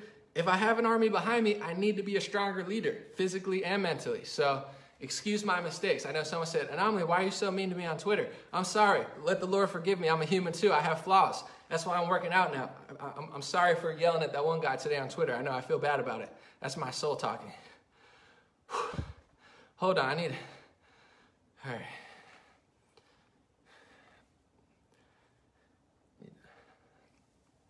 All right. Put the weights down for a second. That's enough. Bob Marley said, hey, what's up, Bob Marley? I like your music. He said, man, your face is turning red and you're acting hyper and rambling some. I hope you're okay. I'm working out, Bob Marley, to get stronger because they're getting more evil. So as they get evil, I'm going to get stronger. And when I lift weights, my face gets red. That's called blood pumping. That's called exercise. That's what happens. You jog, you ever jog, you lose breath, your face gets red. That means we're working out here. I hope it gets redder than a plum. That means the blood's circulating. It means I'm alive. That means I'm free.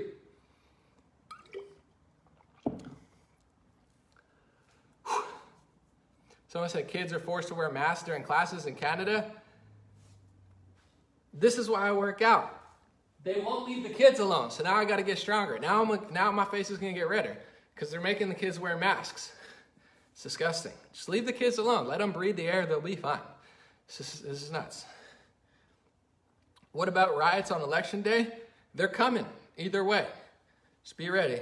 Hide your kids, hide your wives. The rioters are coming. Got to get stronger. Someone said, I'm going to read this real quick. Hold on.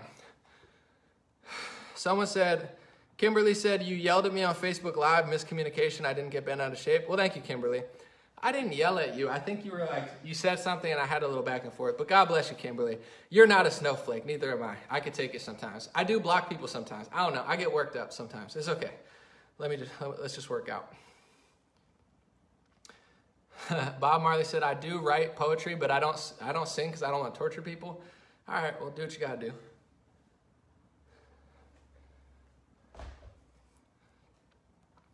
Someone said, the only person bigger than Dan Bongino is Ben Shapiro, but I do love me some money. At first, I thought you were talking about physically, because Dan Bongino is a pretty thick guy. But then you're like, the only one bigger than Dan Bongino is Ben Shapiro. Immediately, I realized you're talking about platform and not physical, because I was like, Ben's not that huge. You're like, the only one more jacked than Bongino Shapiro. I'm like, did he start lifting like crazy? We need Shapiro to get jacked. That's a good point. Ben's bigger now. He's probably the biggest person on Facebook. Like every day he's crushing it. We need Ben Shapiro to get stronger. He needs to be as jacked as Dan Bongino. It's trying times. I want to see a jacked Ben Shapiro wearing a yarmulke. Good point. He needs to be 2 times as thick, and he needs a yarmulke that just says whatever he wants it to say. That's his religious right. But I like that. But yeah, he's huge on Facebook. He's crushing. Thank you, Andrew. I appreciate that. Your compliment does not go unnoticed. All right. Whew. Michael, what's going on? Thank you. Appreciate you. Someone said, I was worried about you getting silenced on Facebook with your lives cut off. You know, they play games, but I play games too. But sometimes I don't play games.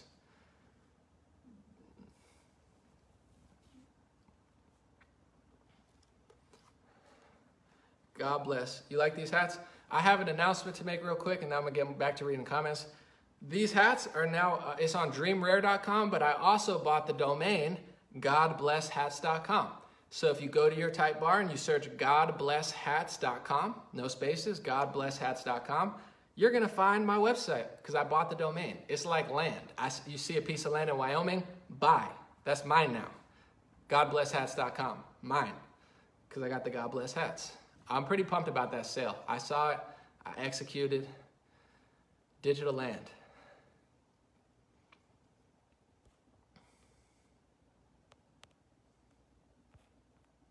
Someone said, you block somebody when they tell you to be careful sometimes. Yeah, I don't just block anybody. I don't block people for disagreeing. I block people for being annoying. I block people for negatively manifesting. Anomaly, be careful, be afraid, be scared like me, be afraid. It's like, I'm not afraid. You should be afraid that you're not even allowed to like go outside without a mask on. That should scare you more than me saying what I'm saying on Facebook. It's not that big of a deal. And then I block people who straw man my arguments. That really annoys me. Like on Twitter, I'll say something and they'll be like, Ted Cruz, today I was mean to a guy, I shouldn't have been, but I said all this stuff. I explained how the right wing was kind of selling out free speech. And then he's like, Ted Cruz is not anti-Semitic. How dare you say Ted Cruz is I was like, I didn't say Ted Cruz was anti-Semitic. That annoys me. I say all this stuff, I make it so concise and so clear, and then they make up this straw man argument I've never even said. They're like, you didn't do that, or he didn't do. I'm like, I never said that. You said that. I said this. It's so clear. That's the type of stuff. Then I'm like running circles. I'm like, block, you know?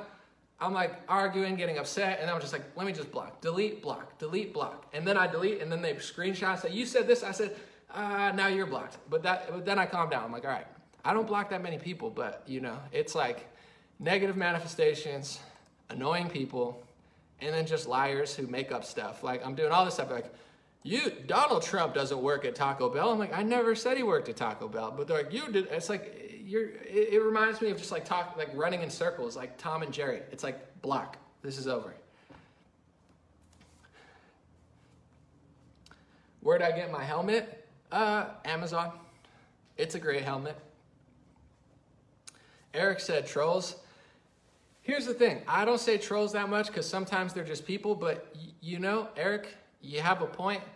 Because every person that's really annoyed me over the last 3 months on Twitter, they've all been brand new accounts with an anonymous thing. So I was mean to one guy today and everyone got mad, but I was like, he's an anonymous account that created his account this month or last month. There's something sneaky about that. It's like July 2020. It's like you just created an anonymous account 2 months ago to say something I never said. I don't know. Sounds like the devil. I'm not saying they're the devil, but it's like either these people just created Twitter to lie about what I said or something trolly about that. There's something trolly about that. I'm not going to lie. Good point, Eric. That's why you're here. That's why you never get blocked. Eric has immunity from ever getting blocked, but don't abuse it because then you might get blocked. But I won't block you. I was just kidding. But. Do you think, I'm going to read this, do you think the psychos that shot the 2 cops in LA was motivated by the BLM rhetoric? Absolutely, absolutely. And here's the difference. I want it because I believe in free speech. I think you have the ability to say what you want to say. But when something happens, like for instance, like let's talk about Charlottesville. The media always talks about Charlottesville. First of all, multiple things are true. In Charlottesville, Most Republicans have no idea who these people are. 99% of Republicans have nothing to do with them and don't even know who any of these people are. The guy who started Charlottesville was Jason Kessler of Unite the Right. He was an ex-Obama Occupy Wall Street guy that sounds like an operative, or nobody knows who he was. Okay, then they go to stand in front of a statue. If they would have just stood there and been left alone, nothing would have happened. But then you had Black Lives Matter and all these Antifa types go to Charlottesville. They started arguing. Someone pulled their car out. I'm not quite sure what happened. I'm not justifying it. It's horrible. But what I'm saying is, in that situation, everybody condemns it. Everybody. Trump, every Republican says, I'm sorry that that happened, even though it happened after agitators came to agitate them. I believe in free speech even for the most hateful left-wing group. But your free speech is the right to not hurt somebody once you commit violence with a car or any sort of, that's not free speech anymore. So it's like, that happened in Charlottesville. Every right-winger apologized for it. Everybody said they're sorry. Meanwhile, they do stuff that's unrelated. They're burning down police precincts. They're shooting people in the head. There is no left to right battle. There is no, I'm going to stand in front of a statue and then I'm going to agitate you. It's just criminals doing violent terrorism, and none of these people apologize. So that's the difference to me. They do all this inflammatory rhetoric, and then when people murder each other, they don't say anything. They keep pushing, pushing, pushing. Meanwhile, on the right wing, it's a totally different situation. One right-winger does something horrible at an event that nobody was at, and everybody apologizes, and everybody condemns it, and everybody says it was wrong. On the right, the left wing not only inflames rhetoric 20 times more, harasses both sides of the aisle, but then when they do something wrong because of what they did, they never admit to it. So of course, when you have people saying all cops are bastards, that's the ACAB, they're all these people, they're suggesting police lives don't matter. The black police officer, the white police officer, the Hispanic police officer, the woman, the man, the father, the mother, the sister, the brother, millions of people are police officers. Millions of people have family members that are police officers. They're telling you, we don't care about anybody. Black lives matter, but black lives don't matter if they're police officers. So for sure their rhetoric is getting this stuff. Who else would have done this a month or two ago? It happens, but they're inflaming it, and there's billions of dollars of money going into it, because the same people that funded and the same people that were responsible politically and media-wise for the destabilization of Syria and Libya are destabilizing our country. And what better way to turn black against white, to turn left against right, to turn people against police officers, who are the people who somewhat keep law and order in the country. So, you know, we already have our problems with police officers, but this is not helping. It's only making it worse. So do I think their rhetoric is inflaming this? 1000%. And the difference between the left and the right is when a right-wing person does something violent and somebody dies or gets injured, everybody condemns it, unless it was self-defense. On the other side, they do something that has nothing to do with self-defense, has nothing to do with the left or right scuffle, everything to do with just firm, broad day or night execution, and they don't say a single word. They don't care. Just like in Portland and Seattle. What's the difference between left wing and right wing? If right-wingers did events over the course of 3 months, and out of all the events, hundreds of them were violent and chaotic, I would say I condemn that. I like certain conservative groups, but if you want to be honest, I don't like all conservative groups. I don't agree with what they did. If I did, I'd be out there. Why am I not out there? Because that's not me. I don't know what they're doing. I don't know what organization they work for, but I would say it's wrong if they did something wrong. The left doesn't have that moral standard. They've been doing hundreds of chaotic things, blocking highways, blocking hospitals, burning down police precincts, kicking out, black police chiefs, doing all this evil stuff that they say they're not doing, and none of them talk about it. Kaepernick will never say a word. LeBron James will never say a word. What does that mean? They don't care that it happens. Either they agree with it or their priorities are screwed up. So are they inflaming it? 1000%. Are they inspiring it? 1000%. Are they condemning it? They're not. I haven't heard them once condemn this type of stuff. Maybe they will. Most likely they won't. We'll see.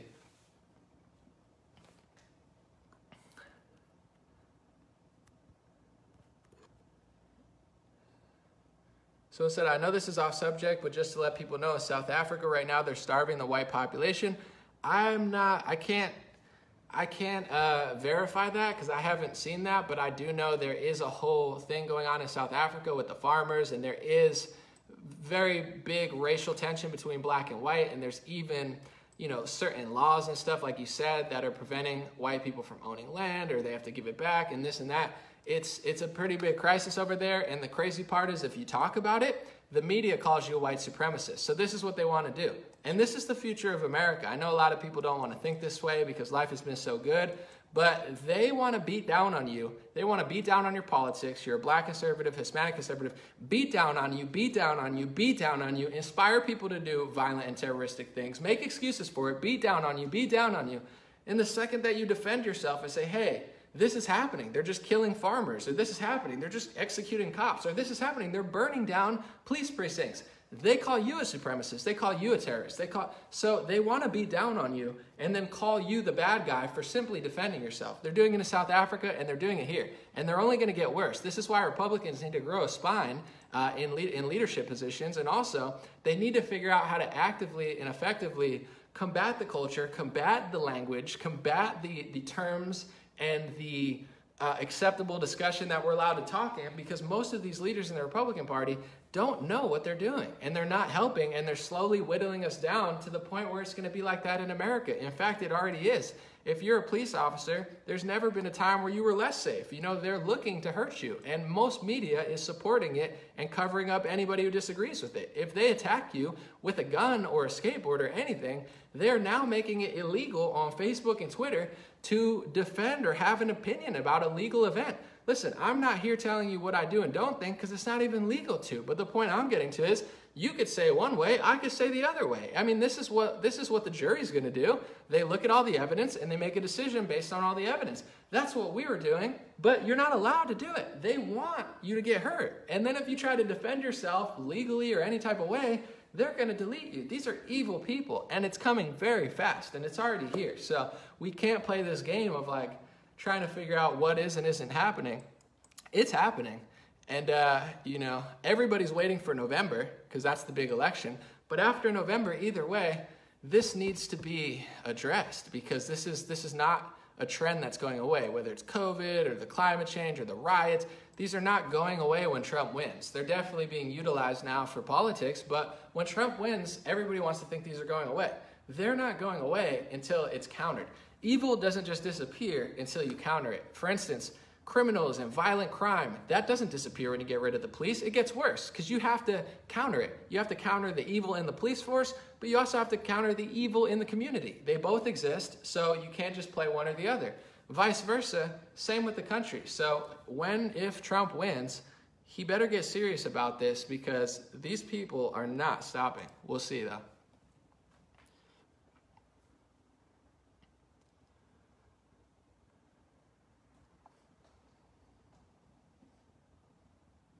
I'm going to stay for like 10 more minutes and then I'm probably going to head out. Someone said, what can we do to combat it?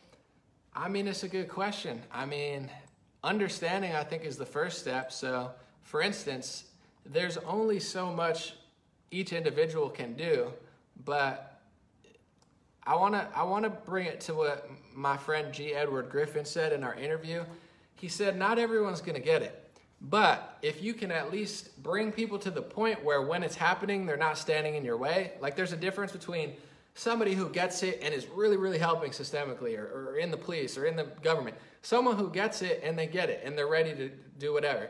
Somebody who just doesn't know, but they're not going to get in the way. And then you have the people who are just totally backwards, who are constantly screwing everything up. So it's like if you can get as many people to get to a point where they're just not in the way or at least not completely backwards and brainwashed, every little bit helps. And I think for sure in different companies and stuff, everybody's waiting for the election. Everybody's waiting to protest with their vote. Someone said pray. That's a great idea. I think that's big.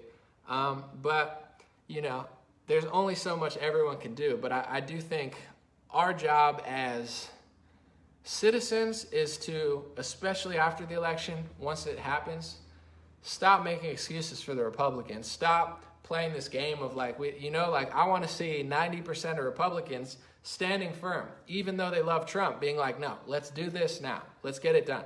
Because the left is vicious. They know how to make their politicians fly to the left wing, and they don't care because it's not a threat to their power. But the right wing moves left. The left wing moves further left, and the right wing moves slowly left. So that trend has to stop. That's how I see it on a big scale. How much can I do? How much can you do? I don't know. There's only so much you could do, but that's where I see the trend. We have to hold our ground and go back the other way. We can't just lose ground even when you have all three branches of politics. That's not going to work for very long.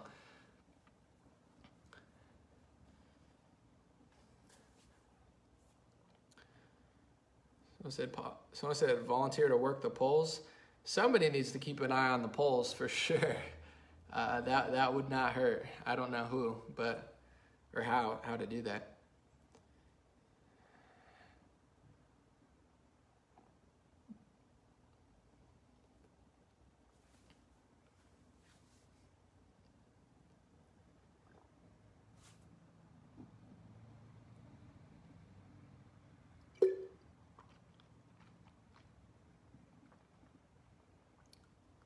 Can you sign the hat?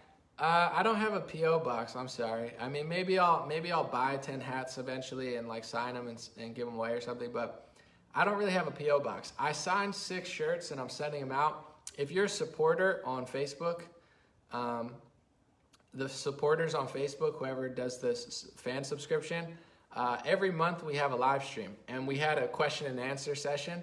It was hilarious. And 6 people won. So I'm sending out 6 autographed shirts to people who are supporters only. So if you want a chance to win one of those in the future, that's the best bet. But I don't know when I'm going to do that again or not. I had 6 shirts. I said, let's go. So we'll see. Eventually, maybe I'll do signed hats, just not the second. Someone said the voting polls, I got an email to be a poll watcher. Not a bad idea. I mean, I guess if you got an email asking, I would do it. I mean, if you have spare time, I don't know. It's up to you. If you don't want to do it, I don't blame you. But someone's got to watch the polls, so I don't know. I don't know how all that works, but I've been thinking that for months. I'm like, somebody needs to keep an eye on what they're doing with the polls and the votes. But this is the bad thing. When it's election day, everybody could keep an eye on everything. If they're going to drag this out for 2 weeks after the election like they're going to do, you're not going to be able to sit at the polls for 2 weeks. So say you go home 9 o'clock at night, 10 o'clock at night, and then they have a week to get ballots and fake ballots and stuff. So you get what I'm saying? It's helpful, but I understand why Trump's fighting so hard. We've always, besides the really sneaky George Bush election, we've always had instant results. We've never had to wait weeks. That doesn't exist. Even for local elections, even close elections, within 1,000 votes. It's like, you don't wait that long. So why this year we're gonna have to wait for 2 weeks to get there? This has cheating written all over it. It's like, hopefully they don't do that, but we'll see.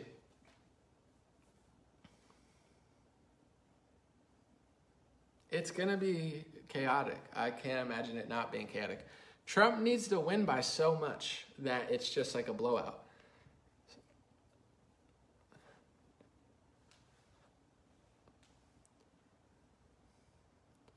All right, I'll stay for like 5 more minutes and I'm gonna take off. I appreciate you guys.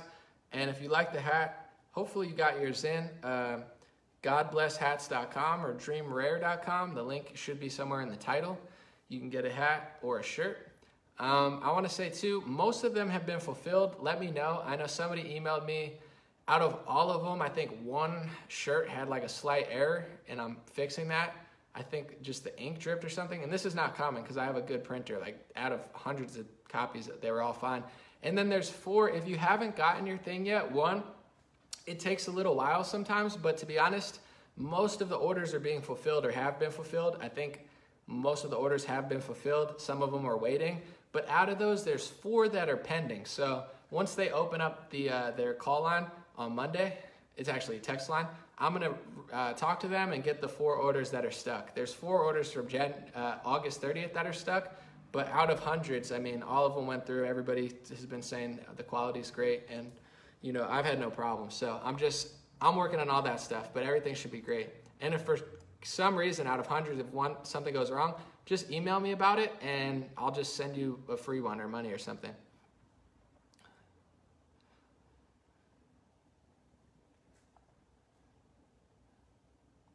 Someone said they're already going to contest the election. Oh, for sure. This country is at a breaking point. But, you know, it'll work out. It's just going to be a little weird. That's it.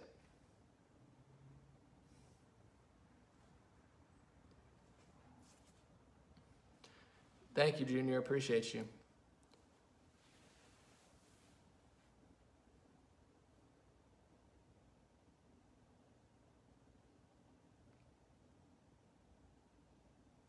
So I said the protests in Baton Rouge said if demands aren't met, anarchy will be coming.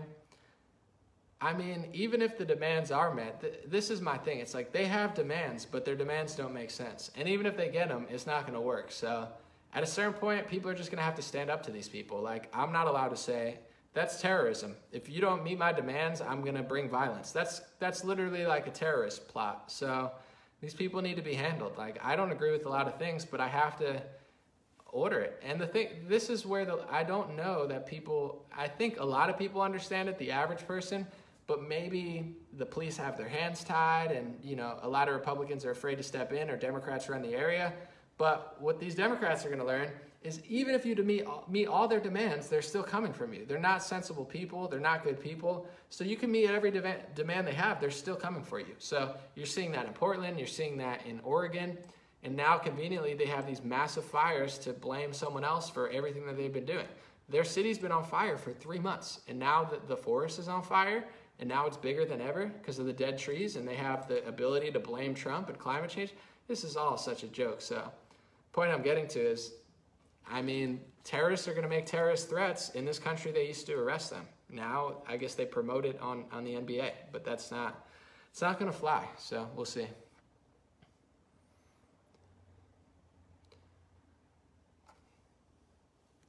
Linda, thank you. Yeah, you don't have to support me. It's fine. I appreciate it. But if you want to buy a hat or a shirt, that's cool. But if you don't, that's cool too. I appreciate you guys watching. Just watching and sharing is more than enough support. Obviously, because I have a big audience and I do a lot of work, at the end of every video, I say stayintouchwithme.com is my email list. So if you want to go to my free email list, it's stayintouchwithme.com. You could buy a hat at godblesshats.com or dreamrare.com. You could be a supporter, Patreon. You can do all that. I appreciate everyone who does a lot. But if you don't, it's not a big deal. I just say it because it's like, why wouldn't I say it? You know, it's like good marketing to just say it all the time. But I appreciate everybody. And even just watching, hanging out, or sharing videos or whatever, that's all massive. That's huge. That helps me as well in multiple ways. So more than enough.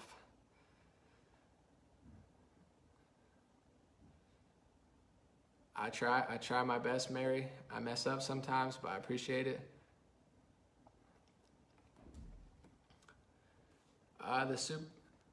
The super chat said, what are your thoughts about, I can't even answer that because even saying the word that you said is a form of censorship now. So I try to go at the issue without saying that word, because in media, they're very good at branding. They're very good at branding vocab and terminology to shut down anybody who says something. So I'm smart enough to understand what they censor and don't censor.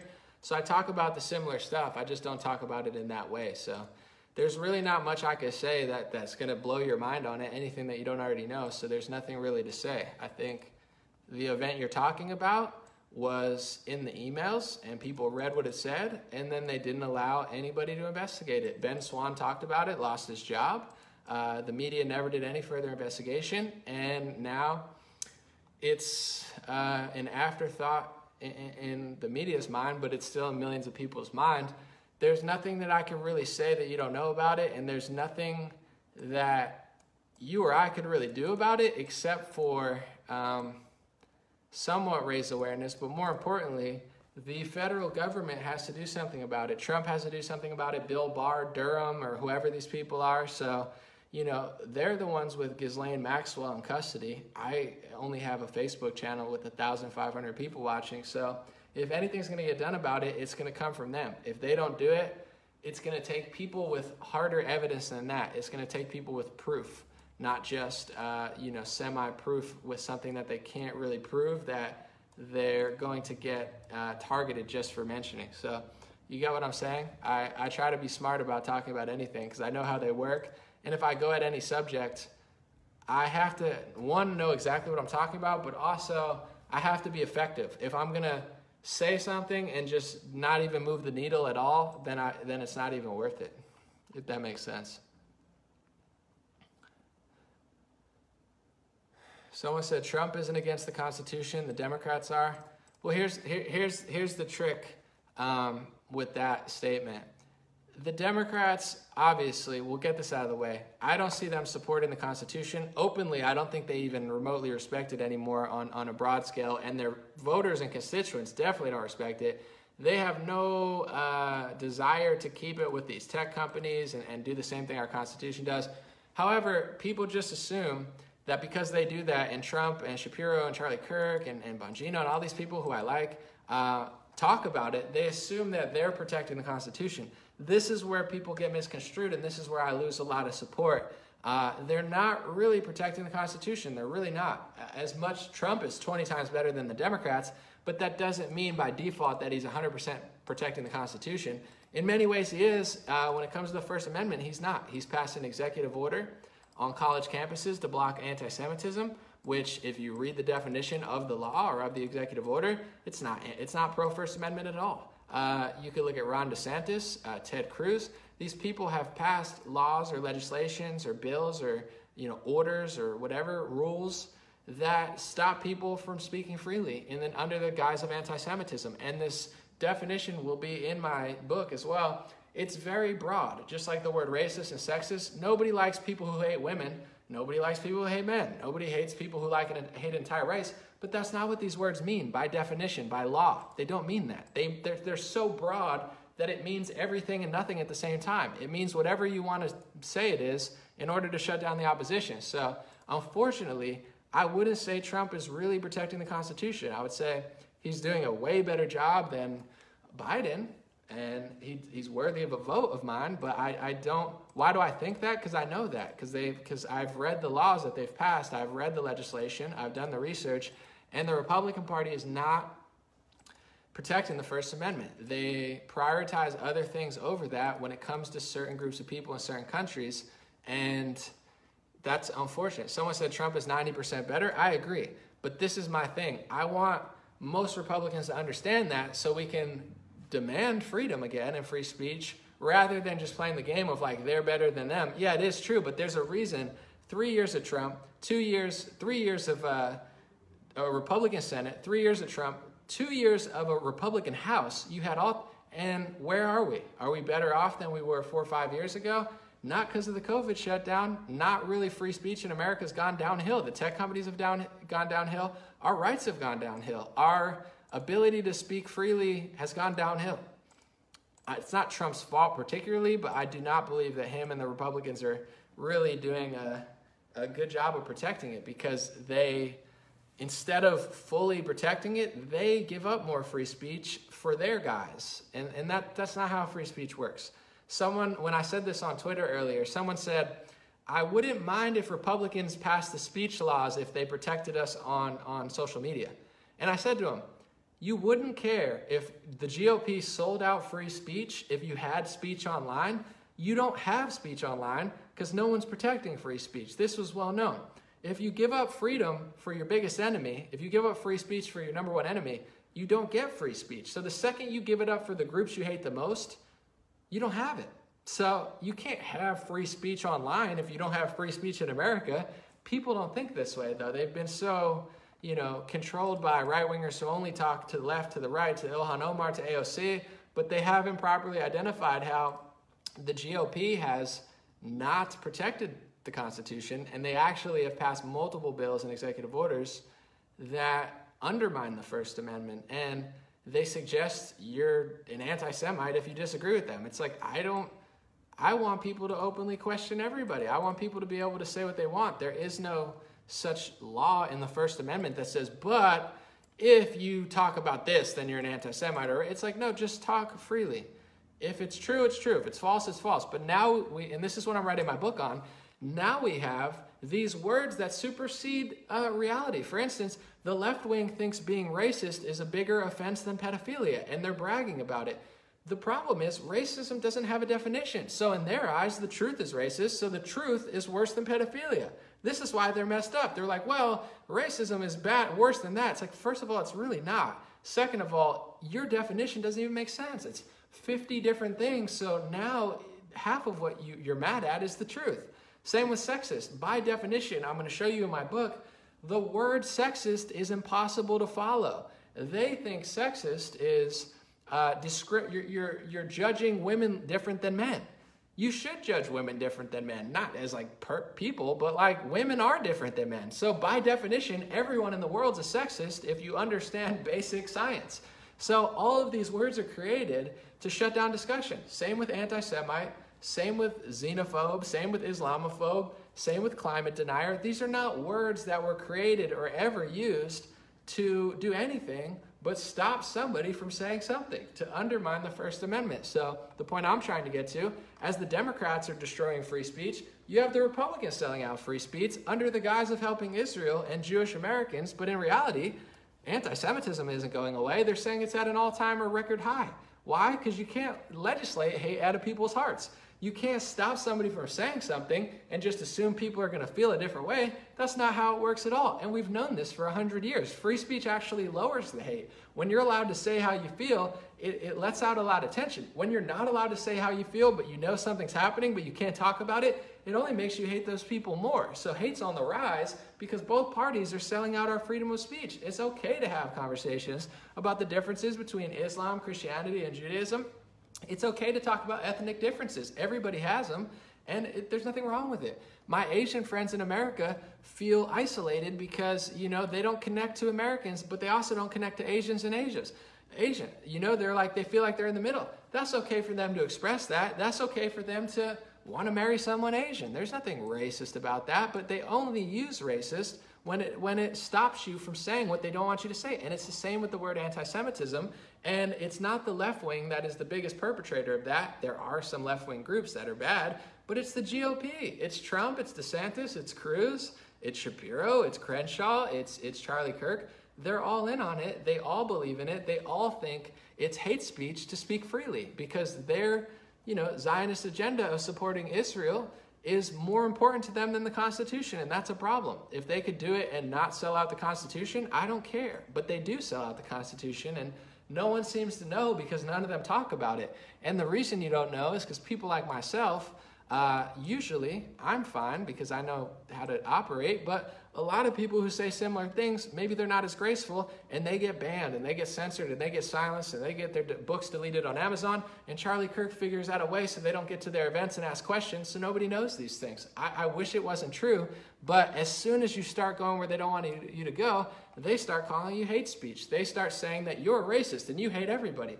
That's a huge leap. You get what I'm saying?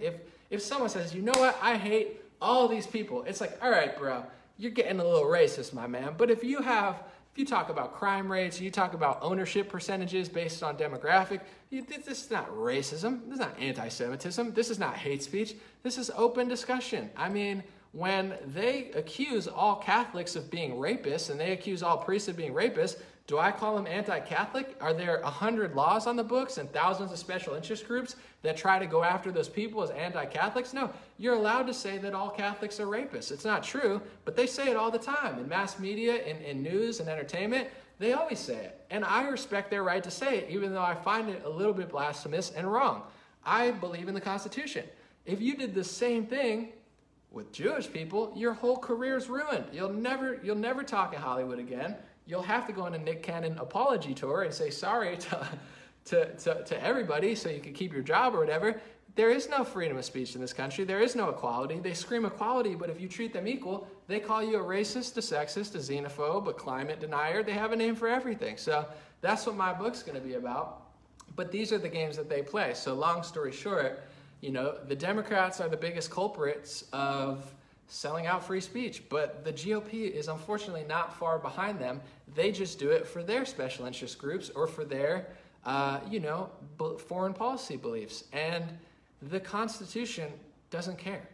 And if you don't have free speech for the people you dislike the most, you don't have free speech. And that's what you're seeing in this country.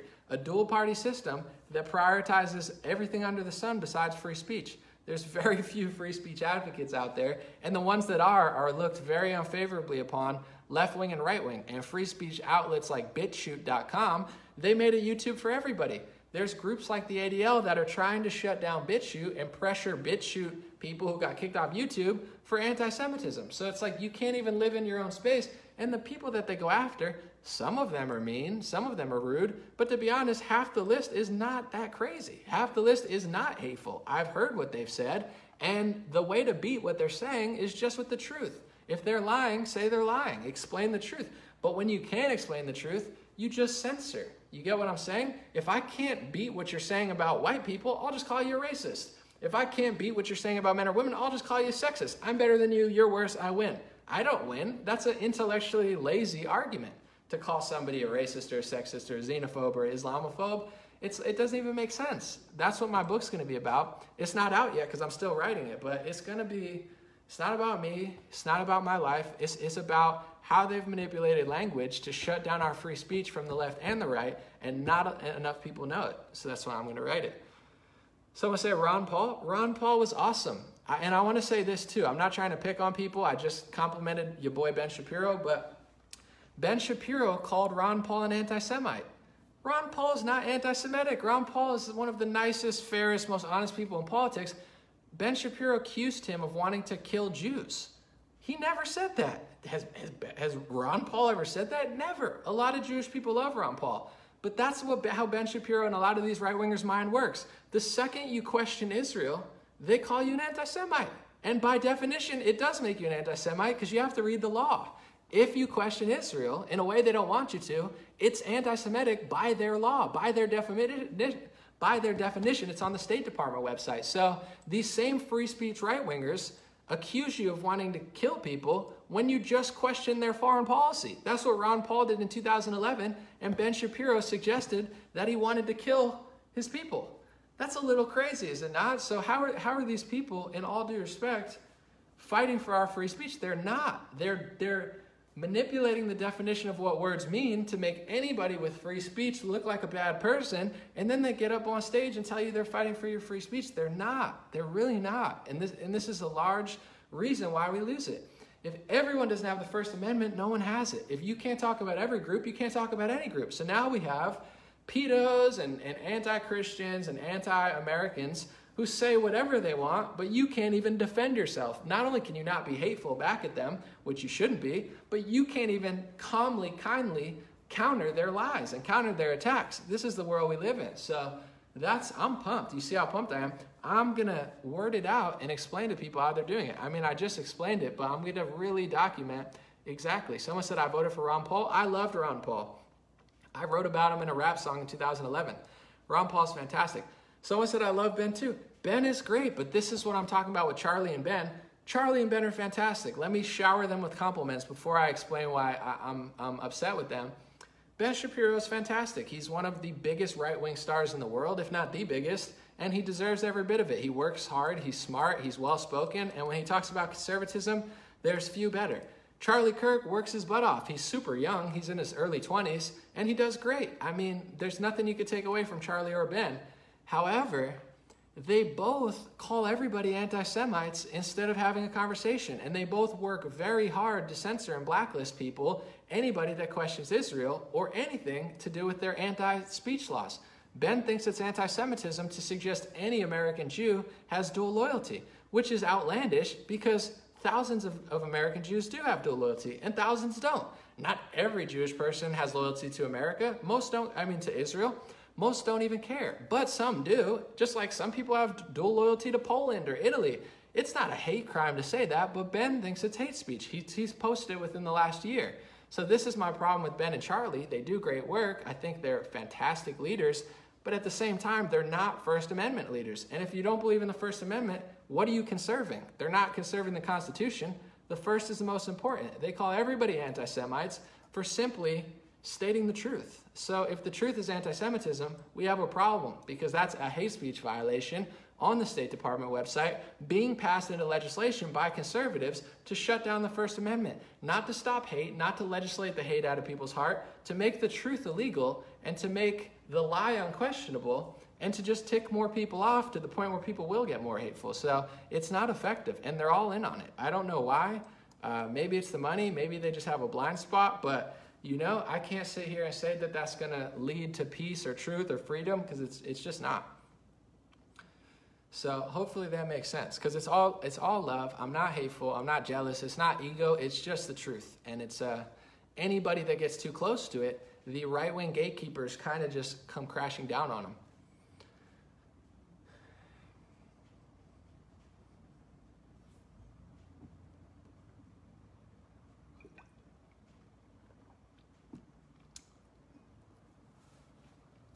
Someone said, not complaining, but this is a long 5 minutes. I get energy jolts sometimes. Someone said, I've been hoarding silver. Well, God bless you, John. I hope that works out. I've heard good things about silver and gold, especially in that one Christmas movie, Silver and Gold. I don't have any, but hopefully, I hope it triples in price. And then you could just bash criminals over the head with your silver bars. Maybe I'll get some. Someone said Ben is also pro-vaccine. Here's my thing with any of that type of stuff. I don't care how much people love or disagree with vaccines. Personally, if you're pro-vaccine, whatever. If you're anti-vaccine, have a good argument about it. But here's my problem with a lot of the people on the right wing. Does he just agree with it, or does he call everybody anti-vaxxer who disagrees with it? You know, Trump called Kamala Harris anti-vaccine recently, because she was saying he rushed the vaccine, which he did. I don't like Kamala Harris. She's doing it for political purposes. But it's not the fact that Shapiro or Trump or Charlie Kirk disagree with me. I want them to disagree with me. It's the fact that they try to censor people and smear people with these words that are used to censor people and kick people off of Facebook. That's where they've overcrossed. That's when I realized they were really lying big. You think I care if Ben Shapiro disagrees with me or Charlie? I like it. I don't like that they say, you're anti-vax, you're anti-Semitic, then you're becoming the censor. Those are words used to delete you. Those are words to shut down discussion. He should have a debate with Robert Kennedy. You know, it's like, I would love to see that, Ben Shapiro and Robert Kennedy.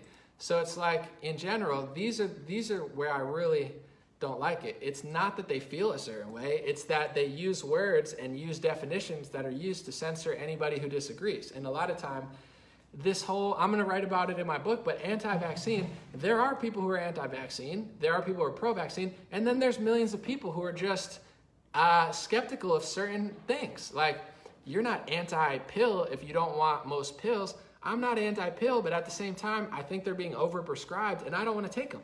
I'm not anti, I don't need it. So it's the same with like vaccines. It's like everybody's not anti-vaxxer, like, oh, you're an anti-vaxxer. It's like, no, maybe their kid had a problem. There's thousands of mothers that had issues with them and got money compensated through settlements. So there's commercials on television. Are the commercials anti-vaccine? When I watch pill commercials, they say, warning, if you had a vaccine, then you shouldn't take this pill. Why would it be different? I thought there's nothing wrong with it. It's like, no, there's going to be side effects. Different people are going to react differently. They know this. That's why Bill Gates needs indemnification, because if he doesn't have indemnification, which is compensation for loss or harm, then the vaccine companies are going to lose a lot of money. So they need to be covered in court. This is not my opinion. This is reality. But if you say this to a pro-vaxxer, they call you an anti-vaxxer. That's a word that's used to censor and silence the truth. These are all words that should never be used. Unless somebody is that, you get what I'm saying? You're a racist, you're a sexist, you're a xenophobe, you're an anti-Semite, you're an Islamophobe, you're a xenophobe, you're a anti-vaxxer, you're a conspiracy. These are not words that mean anything. They literally just mean, I want to make you look bad. I don't know why what you're saying is wrong. I can't explain why it's wrong, because most of the time it's not wrong. I want to make you look like the craziest, most horrible person that needs to be censored because your ideas shouldn't even be combated. That's what that says to me, because at the end of the day, a conspiracy means more than two people, men, doing evil things. Conspiracies happen every day.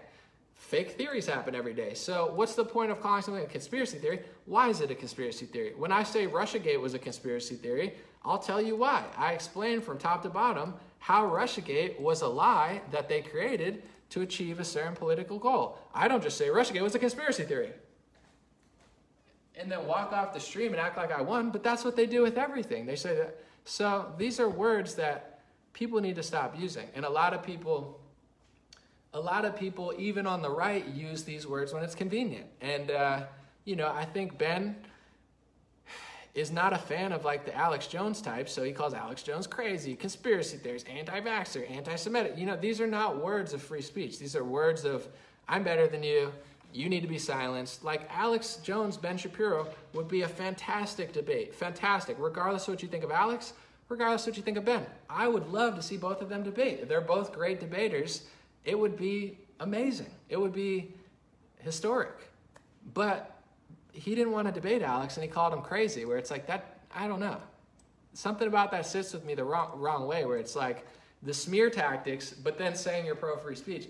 That's where I don't hate. It's all love. I want them to get all the views and the control, but you can't take a dump on my Constitution. I'm sorry. I don't care if you're Nancy Pelosi. Get off my Constitution. I don't care if it's Trump. I love Trump, but stop giving away our free speech. And you do it, hold on, I'm going to start lifting more weights because I got to get stronger.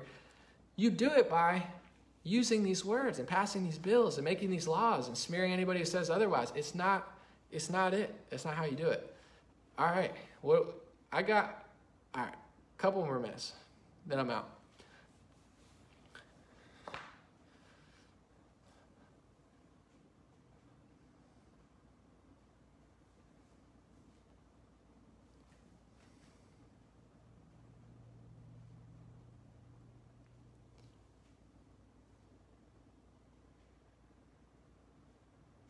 Someone said, thank you for speaking up for rational and skeptical people in the middle.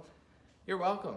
I mean, it is what it is. I think clearly one side of the debate is going loca, which means crazy, translated into English. But clearly one side of the debate is getting crazy, but people don't understand that doesn't mean that everybody on their side is like 100% fighting for them. Like, to me, it's not a little thing, too. Like, some people are like, anomaly, it's not that big of a deal. It's the First Amendment. What do you mean it's not a big deal?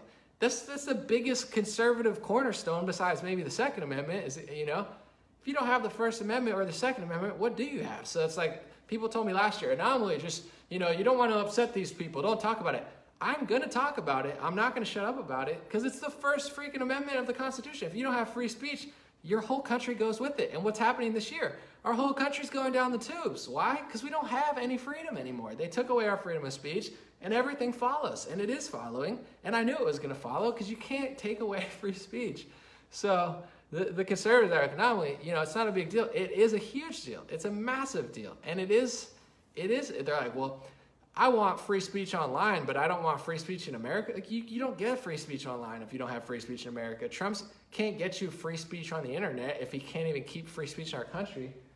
That's not how free speech works. I don't even understand how that's like even debatable. But people only hear certain things. So if you only watch certain people on Fox, that's all you know. I'm not knocking Fox. I'm just saying, it's like, if they don't say it and you've never heard it, then you don't know it. But there's a reason you don't know it, because there's a few companies that really have a big reach when it comes to conservatism. And a lot of them, you know, have big money behind them. That's why people work there, because they pay for them.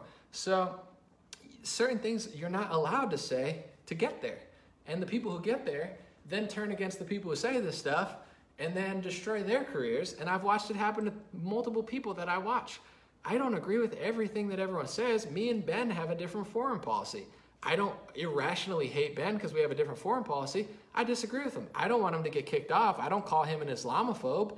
I just say I don't agree with it. If Clavin says he wants Iran to get bombed, I'm not going to call him an Islamophobe. I'm just going to be like, I don't agree with it. Here's why. But the fact that they constantly smear all these other people I watch, I've seen multiple people get the platform that I like on YouTube.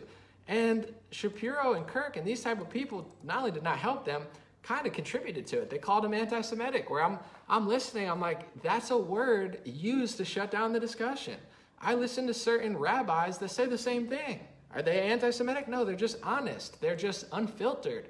They're raw. They're like the Trump rabbi who just says what no Jews want to hear, but low-key, he's not lying. I've watched multiple rabbis do that. And like, I was like, damn, do they hate Jews? No, they love Jews. They're like, listen, I'm a trumpet. I'm going to say, you don't want to hear this. No other rabbi is going to say it, but I'm going to say it. And there's Christian pastors like that too. They're like, you might not want to hear this, but who cares what you want to hear?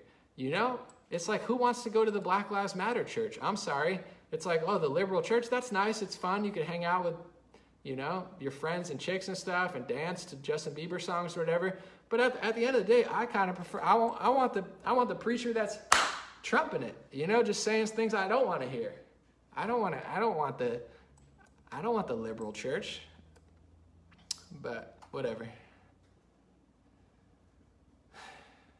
Someone said, I love how you state facts and speak your mind. Well, thank you. That's all I got. What about the mainstream media neglecting to cover the top humanity stories? The mainstream media is one of the most wicked entities on planet Earth. They're horrible, horrible, horrible people that almost completely invert reality. Down is up is down, left is right, right is left. They not only don't talk about the most important stories to humanity, they cover up the most important stories to humanity. So if you're an investigative journalist trying to investigate an important story or tell the truth about it, they actively work against you. Not only do they not report the news, they lie about it and then use their special interest groups to attack anybody talking about the group. The media is horrible. They're the worst, literally, terrible. It's disgusting what they do. They all work in unison except for part of Fox News. And I don't even like the conservative Fox brand at all. But the reason they go at Fox News is because Fox is better than them. And if they can get control of Fox and get people like Tucker and Laura out of there, they control all the media. They control CBS, MSNBC, NBC. There's very few segments on any liberal network, if any, maybe one or two total, that actually go against their agenda. Very few. Fox is the only network that you could go against the liberal agenda. So if they get Fox out of the way, they control everything. So I don't even like them, but it's important for Fox to stay for that reason. I don't want 100% of the news working together in unison to lie and cover stuff up. No bueno.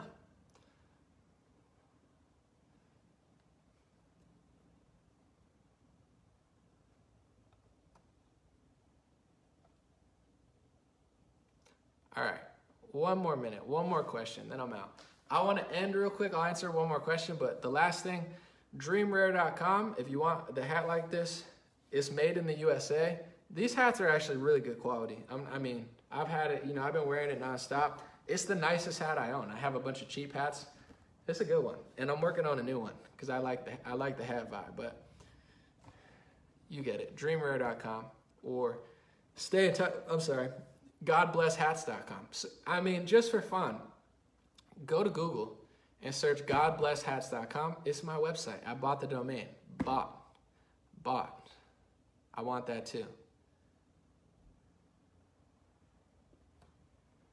Someone said One America News. No, they have Newsmax and One America News too, but I'm just saying Fox is a big dog. One America and Newsmax are smaller, so they have other ones. I'm just saying, as far as the big ones, we'll see. It could all change, though.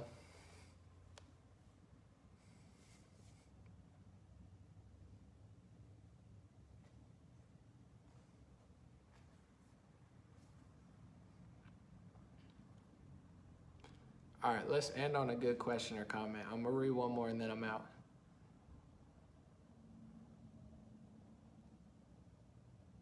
One more. Let's end on a good one. Susan said, ordered a hat and a shirt today. That's a good one. Thank you, Susan. I appreciate it. I hope you like it. Let me know. And like I said, if anybody has any problems with any of the hats or shirts, just email me. And someone said, love my hat. I've had no problems. I've had, out of hundreds of orders, one person told me that their shirt got like slightly messed up. And that's not common because it's a good company, good ink. It lasts. It's not crappy. It's a nice shirt. I'm not going to give you a trashy shirt. I made sure it didn't. But probably it's like Taco Bell. They mess up sometimes. So if anything goes bad, let me know and I'll refund you, give you more money than you even spent. But for the most part, 99.9% success rating, good hats, good shirts is all. I'm just being honest. I could sit here and say they never happened, but I'm checking emails. I'm like, oh, damn. One mess up out of hundreds. I'm not going to say how many I sold, but it's up there. But these are good hats. I'm not going to lie.